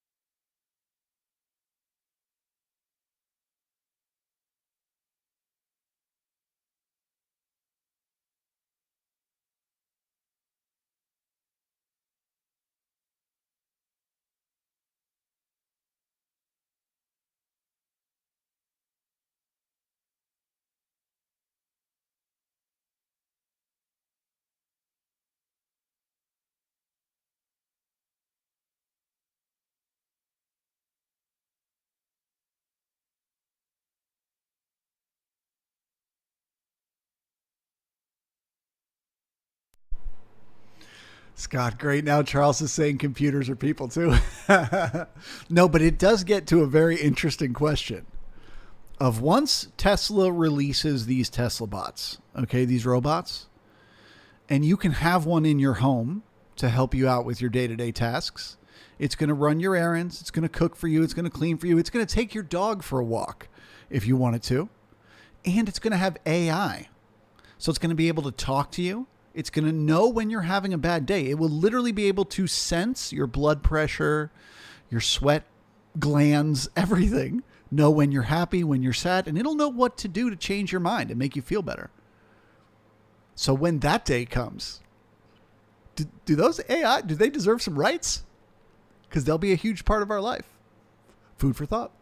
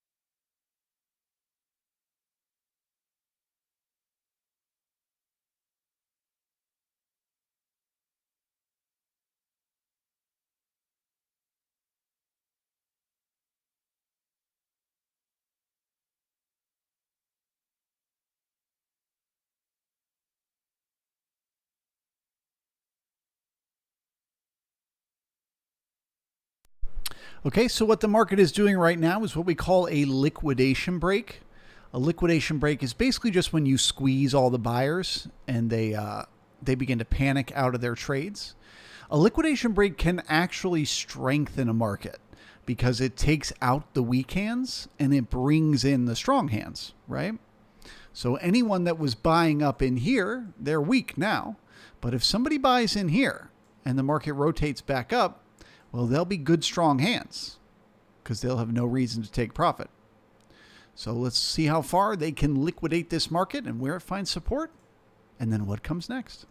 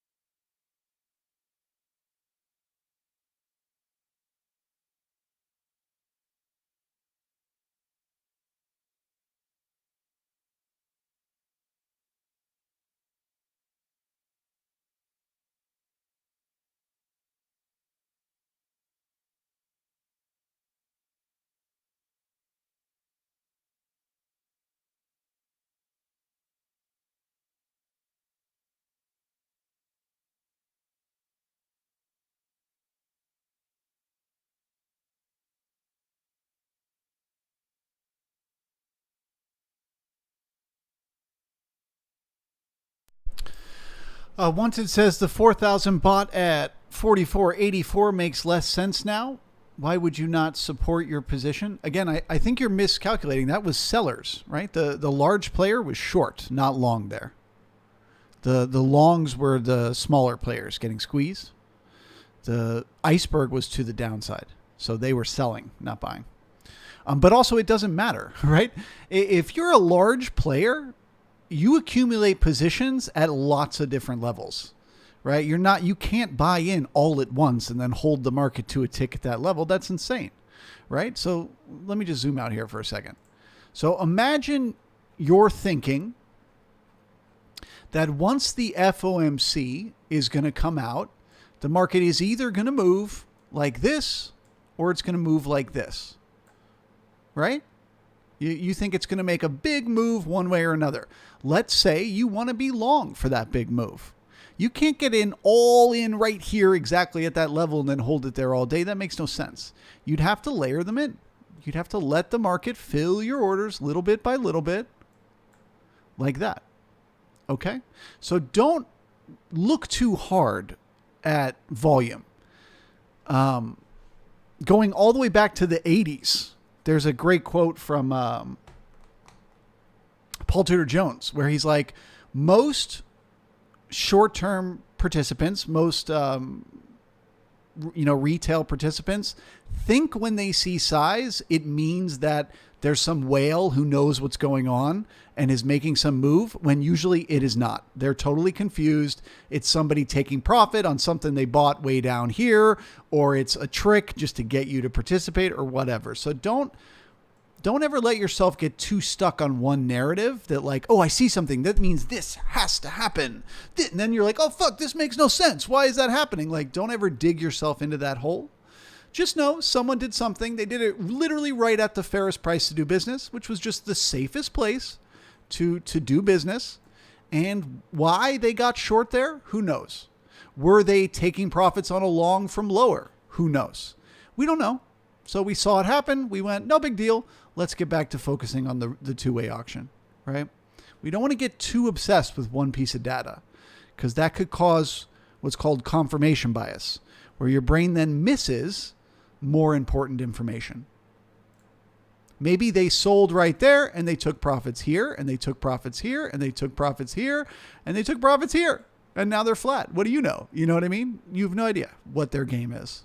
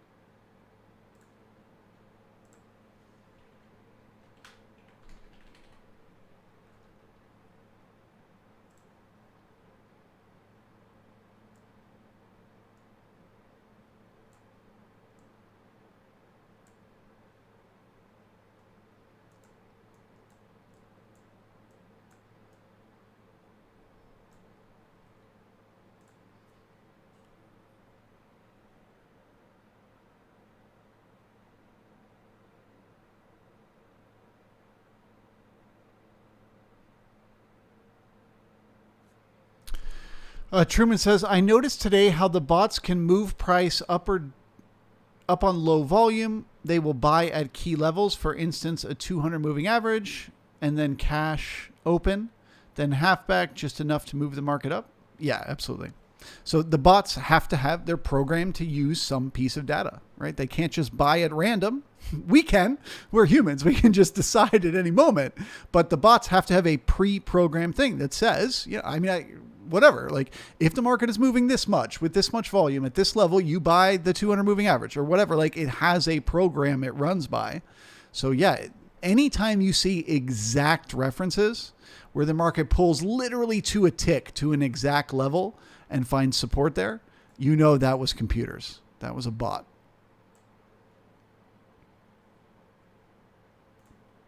And you will see it again and again and again. There's more of them than us now. They are a majority of the liquidity in the ES.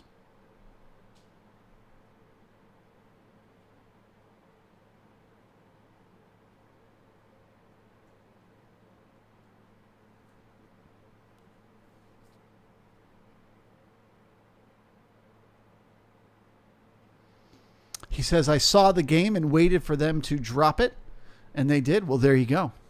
Well, now you've got a tool in your arsenal for tomorrow and the next day and every day that follows.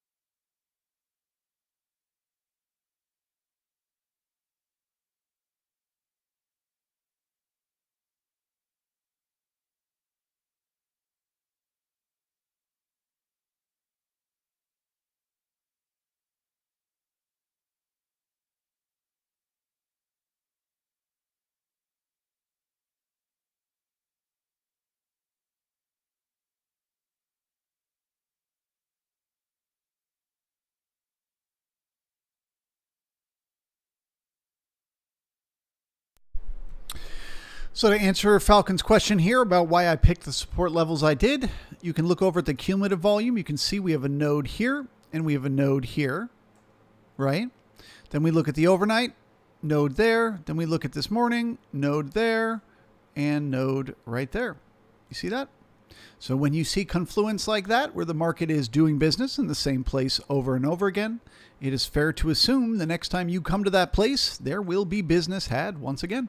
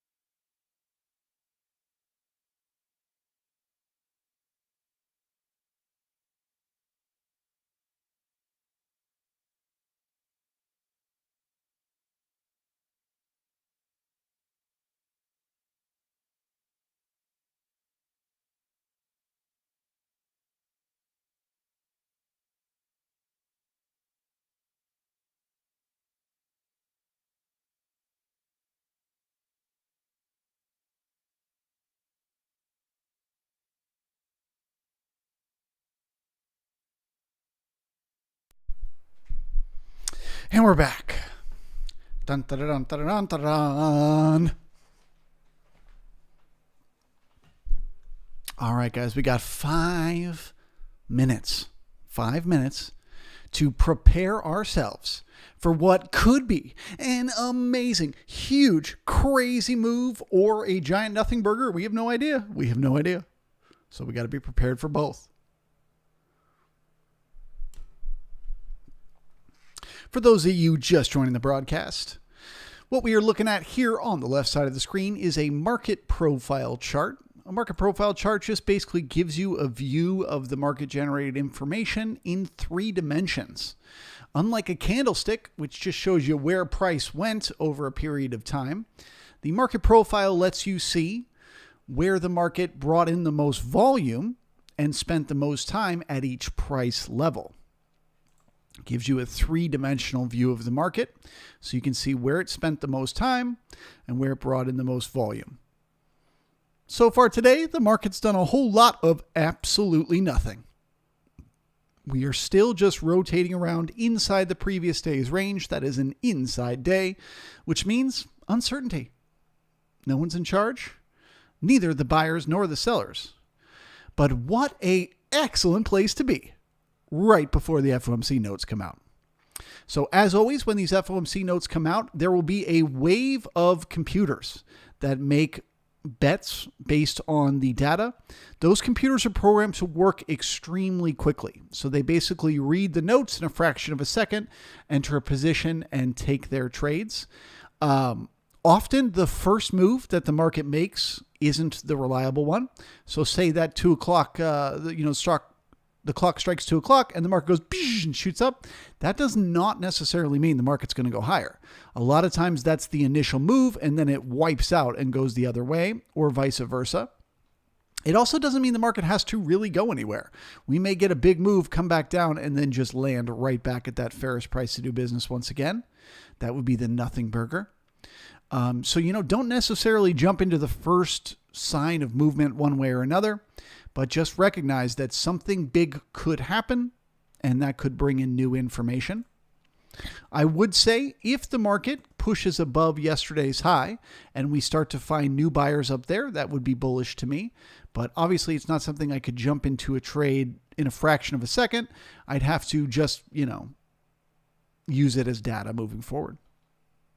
Unlike FOMC meetings where the chair is going to speak afterward, this one's just the notes being released. So we should have some volatility, some action for about 10, maybe 15 minutes or so. Then the market will likely die down and do nothing for the rest of the day. But the potential is unlimited. The market is at the fairest price to do business, right dead smack in the middle of yesterday's range at the exact moment that the news comes out. So up, down, or sideways, your guess is as good as mine. But whatever's going to happen is going to happen in 2 minutes. Stand by.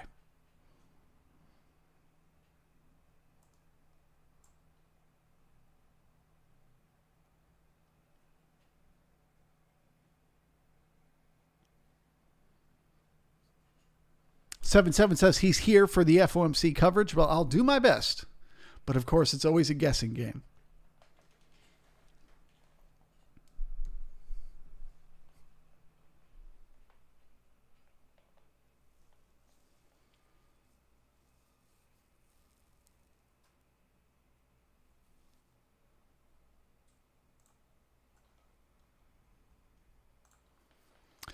The most interesting thing to watch will be the Bookmap chart that you see over here on the right side of the screen.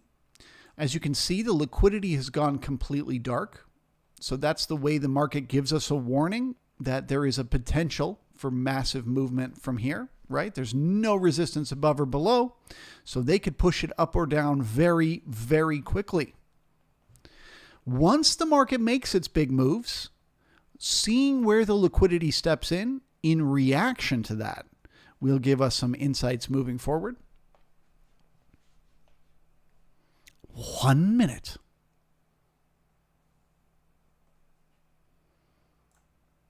Also, if you have not, it's worth refreshing the video just to make sure you're live.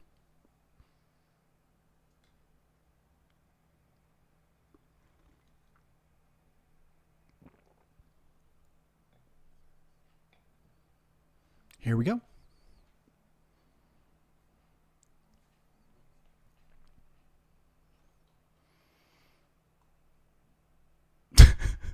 Oh my God. It's crazy. I can't take it.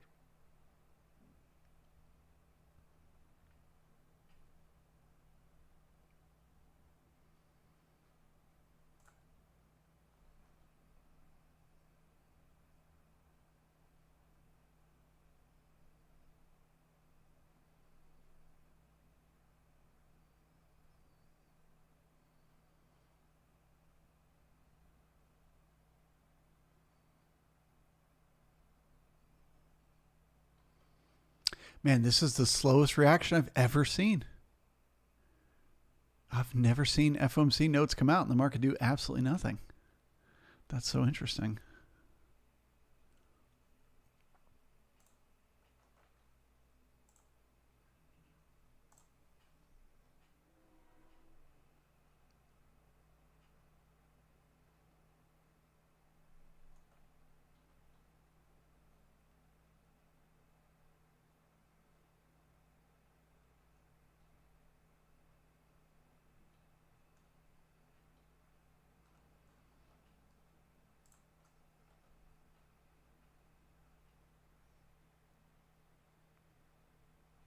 No, it's out. Screwball, it's out.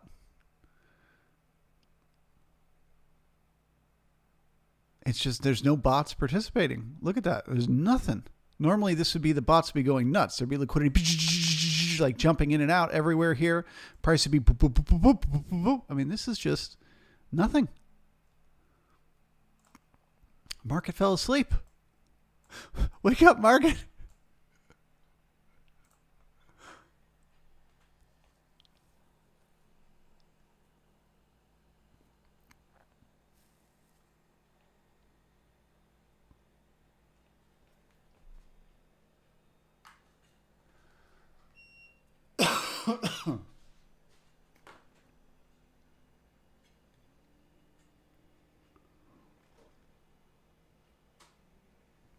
Scooball says, don't assume the market has to do something.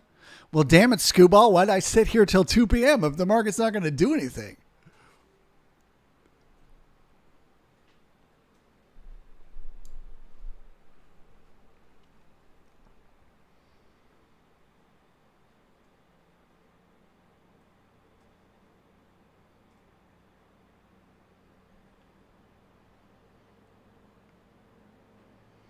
So here you go. They're piling into the short at exactly where they did before. Remember we talked about this earlier, how weird this was? Well, they're doing it again.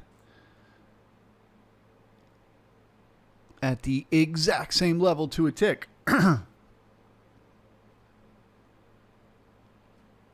Somebody really wants to get short here with massive size.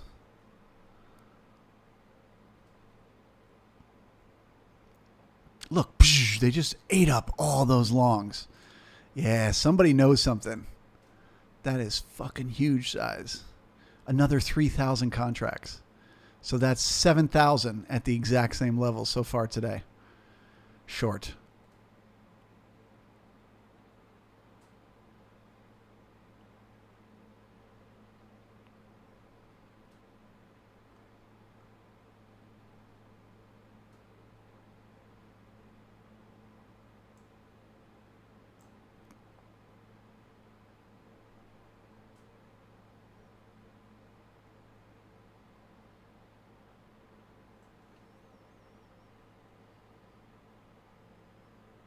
Scooball says, anything is something. All option traders are now sweating. That's a great point. Yeah, if there were a lot of people speculating, then it would be in the market maker's best interest to keep it where it is. But it could still be volatile. Like it could still make a move and come back. This is so bizarre.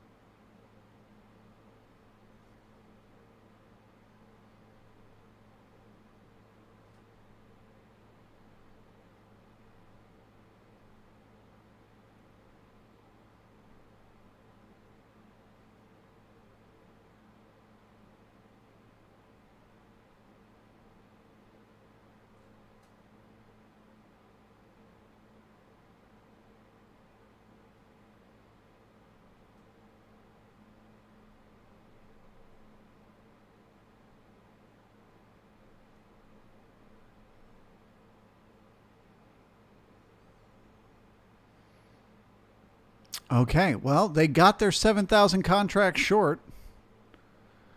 Let's see if they get anything for it.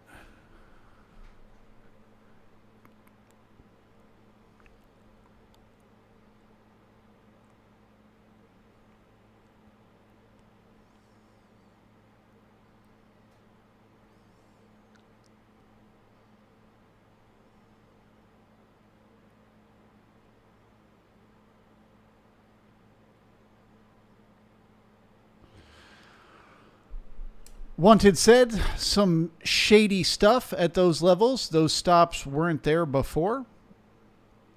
Yeah, my guess is that's FOMC bets, right? They waited until the FOMC notes came out so that they could get that liquidity.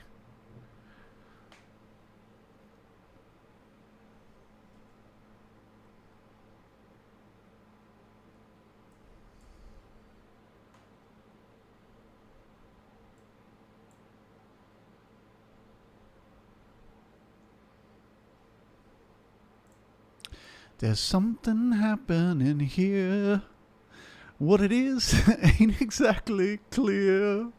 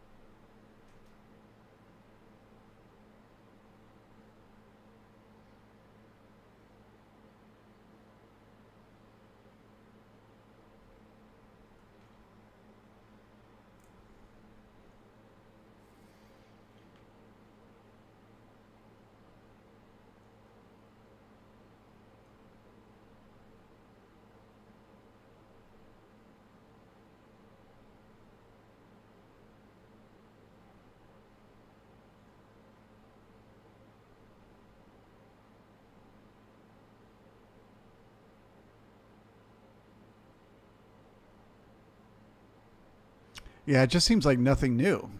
They're just repeating all the same old stuff.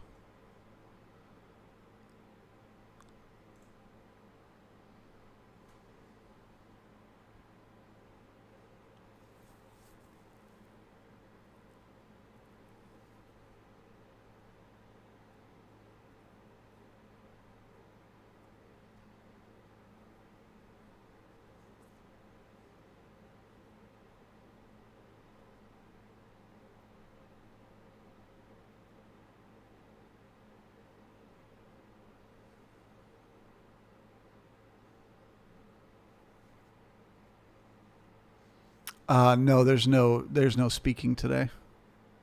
That's it. I mean, that was what we got. Now you can see the liquidity is starting to step back in, right? Starting to see that color come back in. I mean, that was it. they got the chance to make a big move, and they literally went nowhere.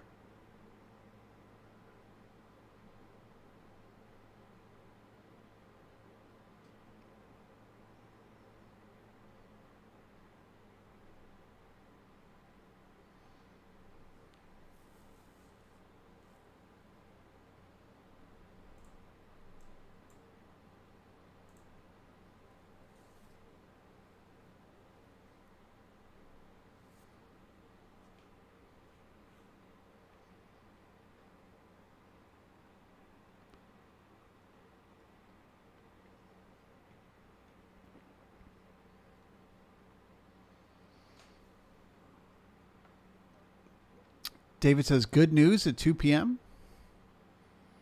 No news, I guess would be the way to say it.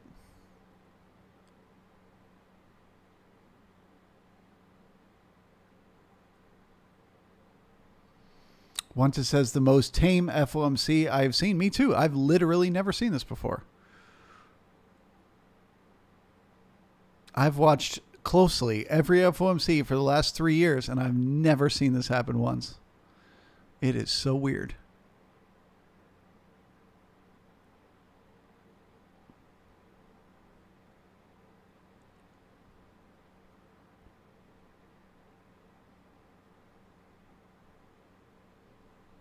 So you're saying to me, all right, well, Charles, is it bullish or bearish? Like bigger picture, the market doing nothing here. Is it bullish or bearish?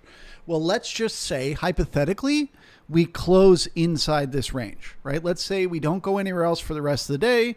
We just chop around in here and we close right about where we are right now, right?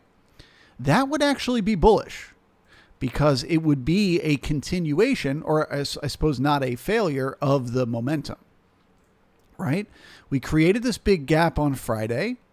So if the market wanted to pull back down, if it wanted to, repair that weakness created by the momentum with price, they could have done it today. Today was their chance. So if we have an inside day where we're just inside of yesterday's range, while technically that's a neutral signal, it would actually be more bearish to me because we left the gap behind. I'm sorry, more bullish to me because we left the gap behind. So that would increase the odds. We're just going sideways or higher in the days to come.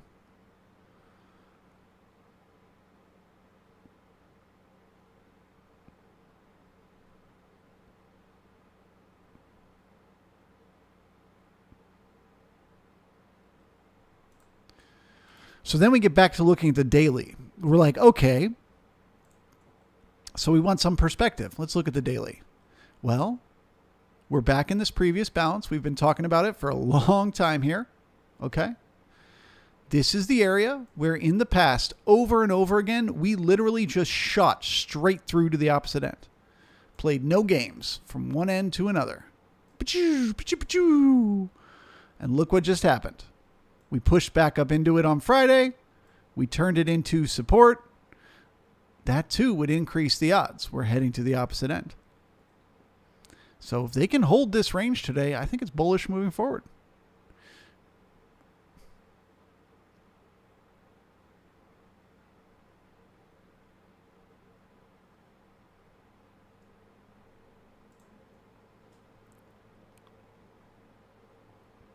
Well, Charles, how can you be bullish after you see somebody take, 7,000 contracts short at exactly this level? Because like I said, I don't go based off of that alone, right? Maybe they're taking profits. I have no idea. Or maybe they're hedging, right? Maybe they are buying underlying shares or buying options on underlying shares and they're hedging with the futures. Who knows? I'm not going to try to guess their game, but the market generated information is saying we did not have to head down at all today. Both markets literally opened and went straight up, have not gone back down to test their lows at all. And even after, this event, the market stays here. So that is strength.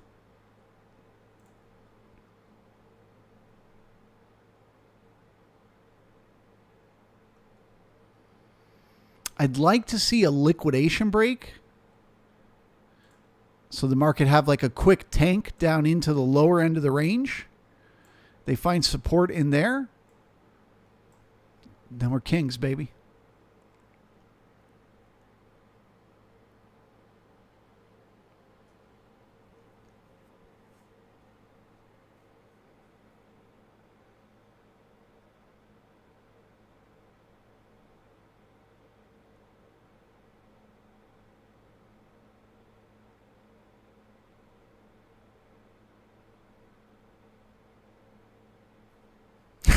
Kings, baby, like the Jesus, man. Did I just do some Mitch Rain? I didn't even realize it.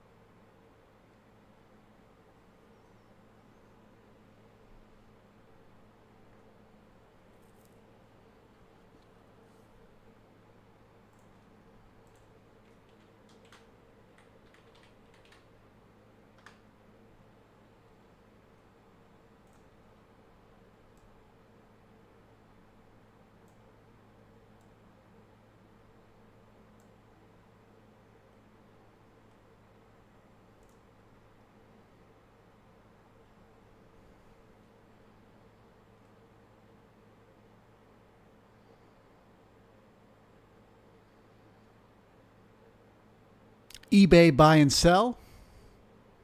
eBay buy and sell. Do I stream on random days? Yeah, no, I stream every day from 9 to 10 or from 9:30 to 10:30 a.m. It's a private stream, so you have to join my membership group to get access to it. But I do randomly stream on the public YouTube whenever I feel the fancy. Okay, so here's that liquidation. Now we'll get some information.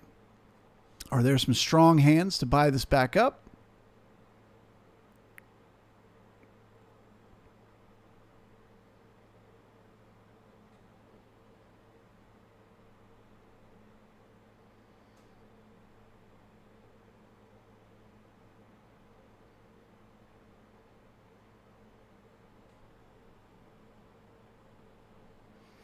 If you want to join the membership group, it's $10 a month. It's called the Pirate Traders Brigade. There's a link in the description. And yeah, every morning for the first hour, I give my insights for the day, where I think the market's going to go, or anyway, what the options are.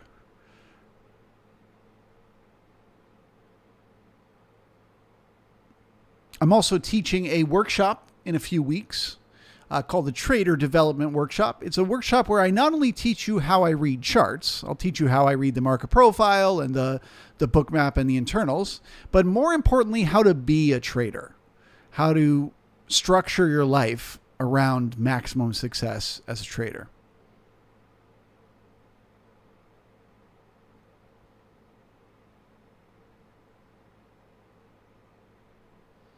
Kay says, do I trade in the first hour? Not often. I used to a lot more. I used to trade gaps almost always, but nowadays I'm much less likely to do that because we get so much of like where it gaps and then it just chops. So generally, no, most of my trades are after the first hour, but I have no hard rule. If I'm sitting in front of the chart and I see an opportunity, I will absolutely take a trade. I let the market decide when I get into trades, based on what it gives me.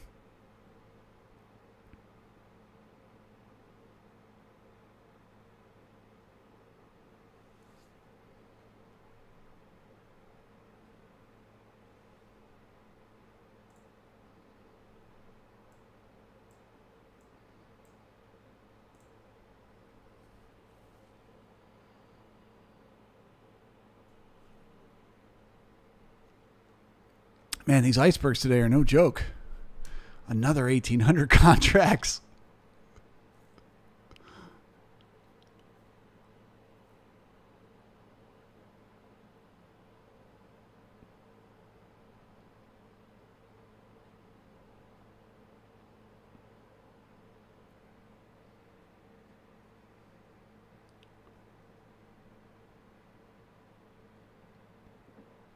Kay says, what are some trade setups that you take? Gap and go trade.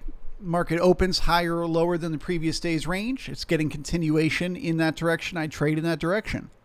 Gap fill, where it opens above or below the previous day's range and it doesn't get continuation, I trade to fill that gap. You got a rotational trade where I buy below value, take profits at the POC, or sell above value and take profits at the POC. You got a trend trade where I buy support and sell resistance and continue to take trades in the direction of the trend. You got breakout trades where I'm watching the market at the higher low level where it could break one direction or another, whether it's breaking out of rotation or it's a larger range happening on the daily, and I'm looking to either buy the breakout or the failed breakout.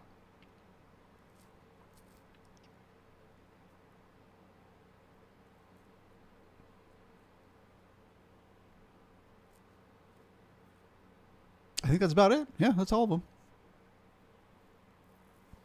Kay says, is there a favorite go-to? No, sir. My favorite is whichever one works that day. I used to love rotation. It was my bread and butter.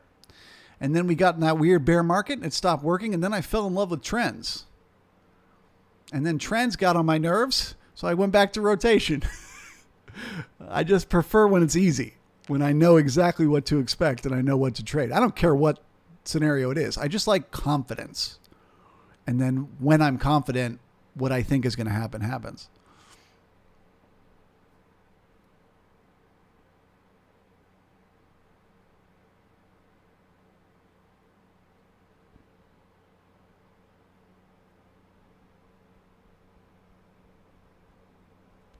Okay, so that first drop that we just got in the J period, that was a liquidation break. So they bought the support. Now the question becomes, is it just a liquidation break or a liquidation break with new money selling? New money selling means there's new sellers trying to push the market lower from here. That would be bearish to see. So I'm going to switch over and take a look at those ticks and see what's happening there.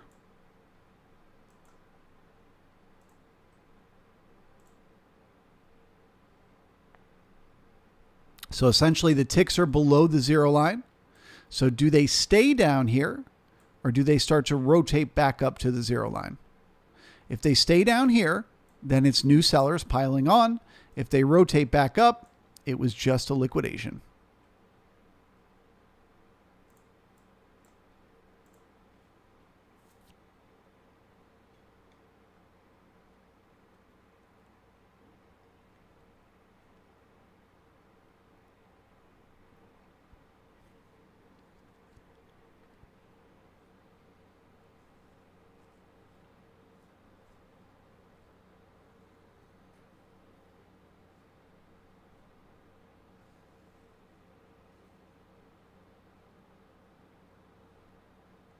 All right, you got new sellers.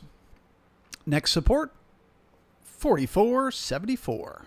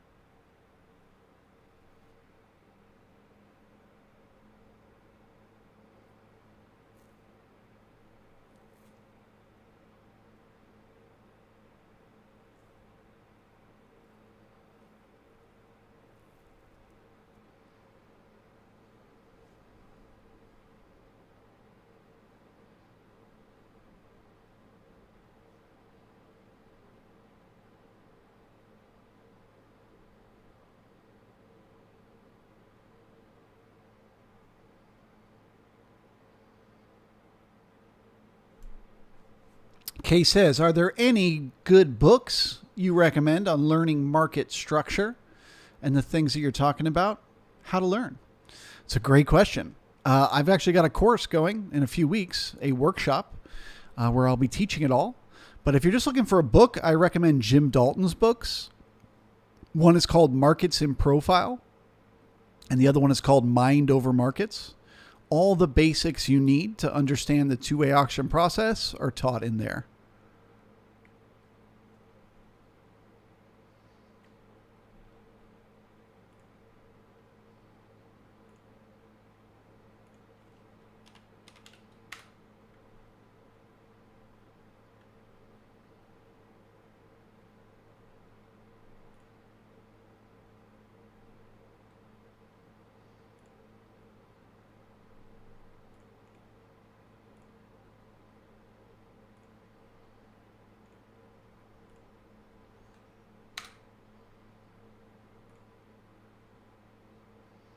So if you wanted to sign up for the workshop, it's $150, $145. And you basically will get 2 weeks of classes. So they're about 4 hours a class. They start at 11 a.m. So every day from 11 a.m. to, 2 or 3 in the afternoon, I will do a lecture where I'll teach you about a subject matter and we'll look at live markets and discuss what's happening there. Again, it's not just a course that teaches you how to read a chart. I firmly believe that where so many frou-frous go wrong, the way they don't really help people, is all they teach them is how to read a chart, which is only like one tiny little step. To truly be able to make money in this market again and again and again every day, no matter what the market is doing, in every type of market, in every condition, you have to learn to think for yourself. And you have to learn to conduct yourself as a trader would. You have to approach the job of being a trader the right way. So I try to teach all of that. It's not just how to read a chart. It's how to be a trader. How should you be eating? How should you be exercising? What should you be studying? How do you go back and review your trades? How do you develop your system and figure out what works and what doesn't work? It's all inclusive. So if you feel like you're lost as a trader, if you feel like I felt for the first few years, where you're learning how to use these tools, but yet you keep coming back to break even again and again, and they don't really seem to help you, you might consider checking out the workshop. $150 is a lot of money, but really, it's only 3 points on the ES. So if you learn anything that at any point in the future can help you make 3 points in the ES, for example, if you bought the support just now, you'd be up 3 points. So if there's ever an opportunity to make 3 points in the ES with any of your trading, you can pay for the course.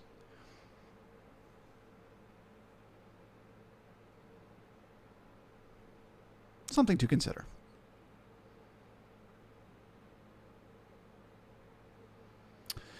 David says, new class or same as before? I'm not sure which class you took. Did you do the boot camp or the workshop? If you did the workshop, it's the same. But if you did the boot camp, it's different.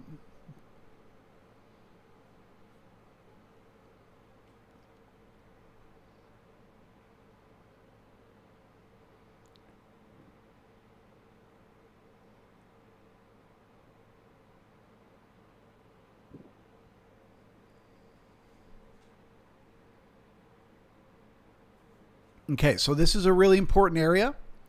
They liquidated the market. They squeezed out all those weak hands. They brought in some potential strong hand buyers. They got back up to value right as the ticks got back up to the zero line. So the two-way auction starts again. Do we get new sellers piling on, or do we pull back up to the POC?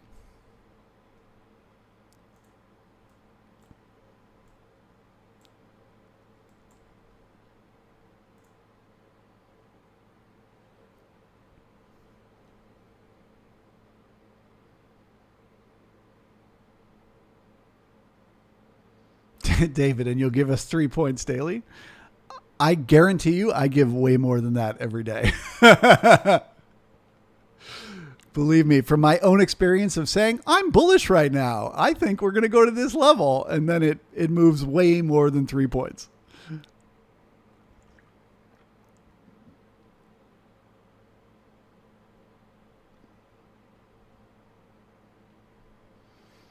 Brian says, are the classes recorded? Great question. Thank you, Brian. Yep, all the lessons are recorded, and the lessons are available to watch afterward.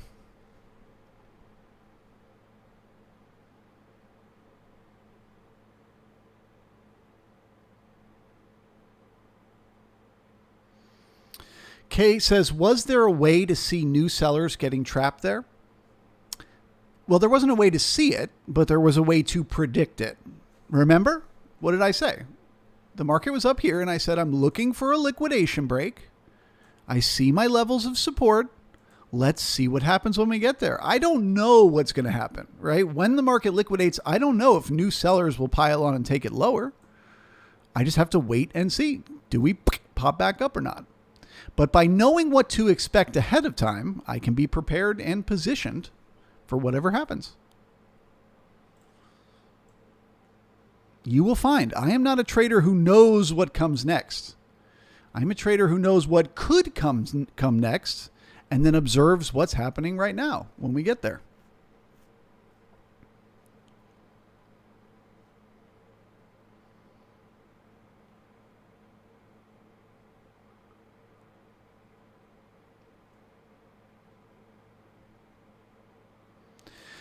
Michael says, would you be able to explain those two levels of support? Again, it's like, yeah, it's cumulative volume here, here, and here. Now, you might not be able to see it because you just don't have the years of experience staring at the chart. I don't even have to think, right? My brain just knows. Like, I just instinctually know where is support and resistance because I've watched the chart for years and years and years, every day, all day. It's hard to teach instincts, right? So the best answer I can give you is it's nodes of volume, but honestly, it's just experience. It's just instincts. When you know what to look for, your brain will be able to get better and better at recognizing it. It's when you don't even know what you're looking for that you feel lost.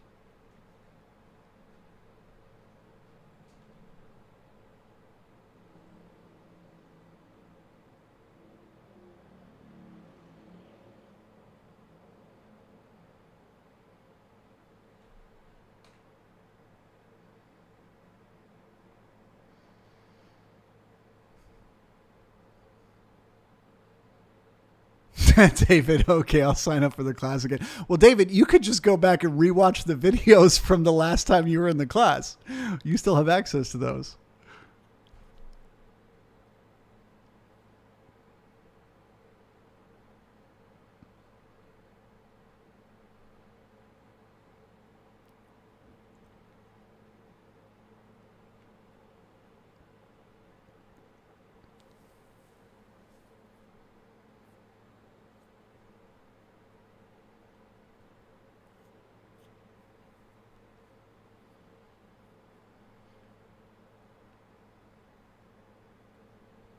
Yeah, for anyone who's just watching this now, please refresh the stream. Give it a quick, just refresh button.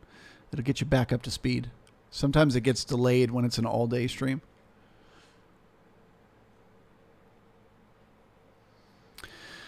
Kay says, seeing a potential short here, does the market profile support anything like that? Nope. Quite the opposite.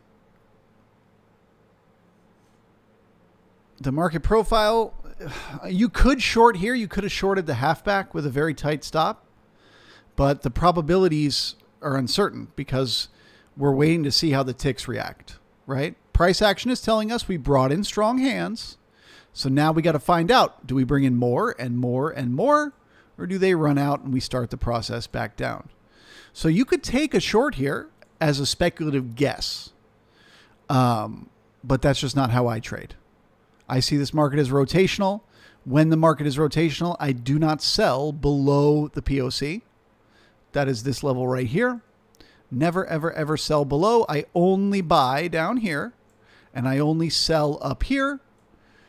So if I wanted to short the market, I would need to see it pass all the way back down here and then sell the resistance. Otherwise, I'm buying to get back to that POC. As I'm assuming anybody who's selling down here, if this is the fair price to do business, anyone who's selling down here is selling for less than the market is worth. And anyone that's buying up here is buying for more than the market is worth. I'd rather be on the other side of that trade. I'd rather be buying when the market's on sale and selling when the market is overpriced.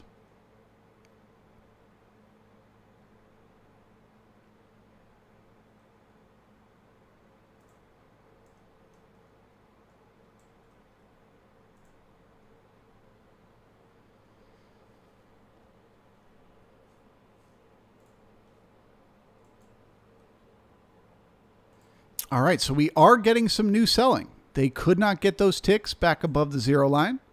So that means they're likely coming back down to test this support once again. And we will begin the process all over. Are there buyers? Can they get back up to the POC?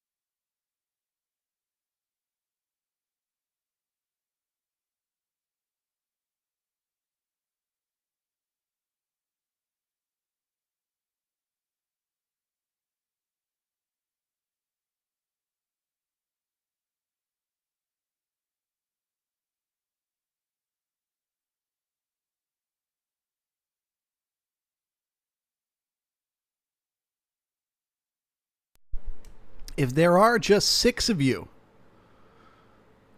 6 brave, honorable souls willing to push that like button, it sure would mean the world to me.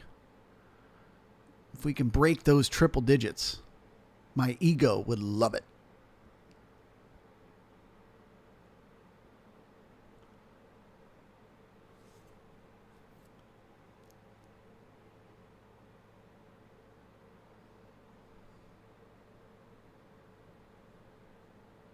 One more like.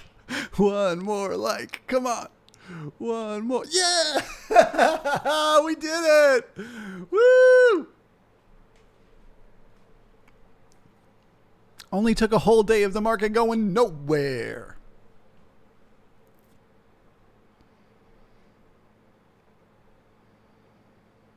And just like that, they have the ticks.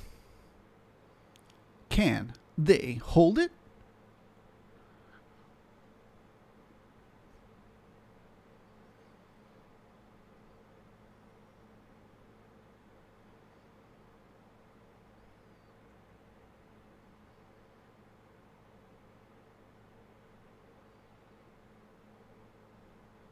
Yes, sir. Okay, so bigger picture, that is bullish to me, right? I literally just said that a few minutes before it happened. So when the market opened this morning down here, they had all the reason in the world to try to head down and fill that gap we left behind last week. But they never even tried.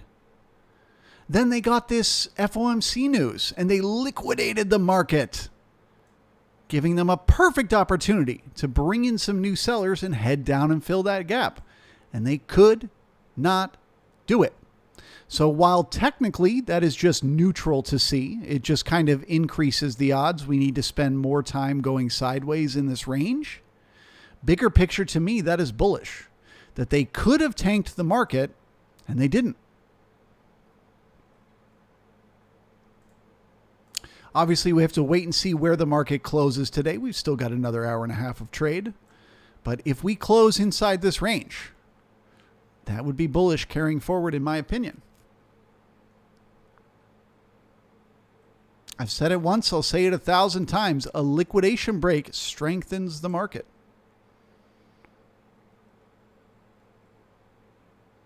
As it squeezes out the weak hands and brings in the strong. With that, I'm going to say goodbye for the rest of the day today. I want to just say thank you so much for you guys hanging out here the whole time. I know it was super boring and you stuck it out anyway, so I love you for it. Those of you that are in the brigade, I will see you tomorrow morning. And the rest of you, good luck, happy trading, and we'll see you when we see you. As far as the rest of the day today, I assume the market is rotational. So that means I think it's just going to trade up and down inside today's range. You could look for shorts above value around the 44.90 level. And you could look for longs below value around the 74ish area. Assuming it's going to keep rotating back to that fairest price to do business. If it breaks above the D period high, or it sells off and gets below the A period low, well, then there's potential for a new auction to begin, right? Maybe they push up there, they break above and they bring in new buyers for continuation, or they break below and they bring in new sellers for continuation. But my guess is more likely we just go sideways the rest of the day. And again, bigger picture, that liquidation break is bullish to me. Thank you very much, and we will see those of you in the brigade tomorrow morning. Bye.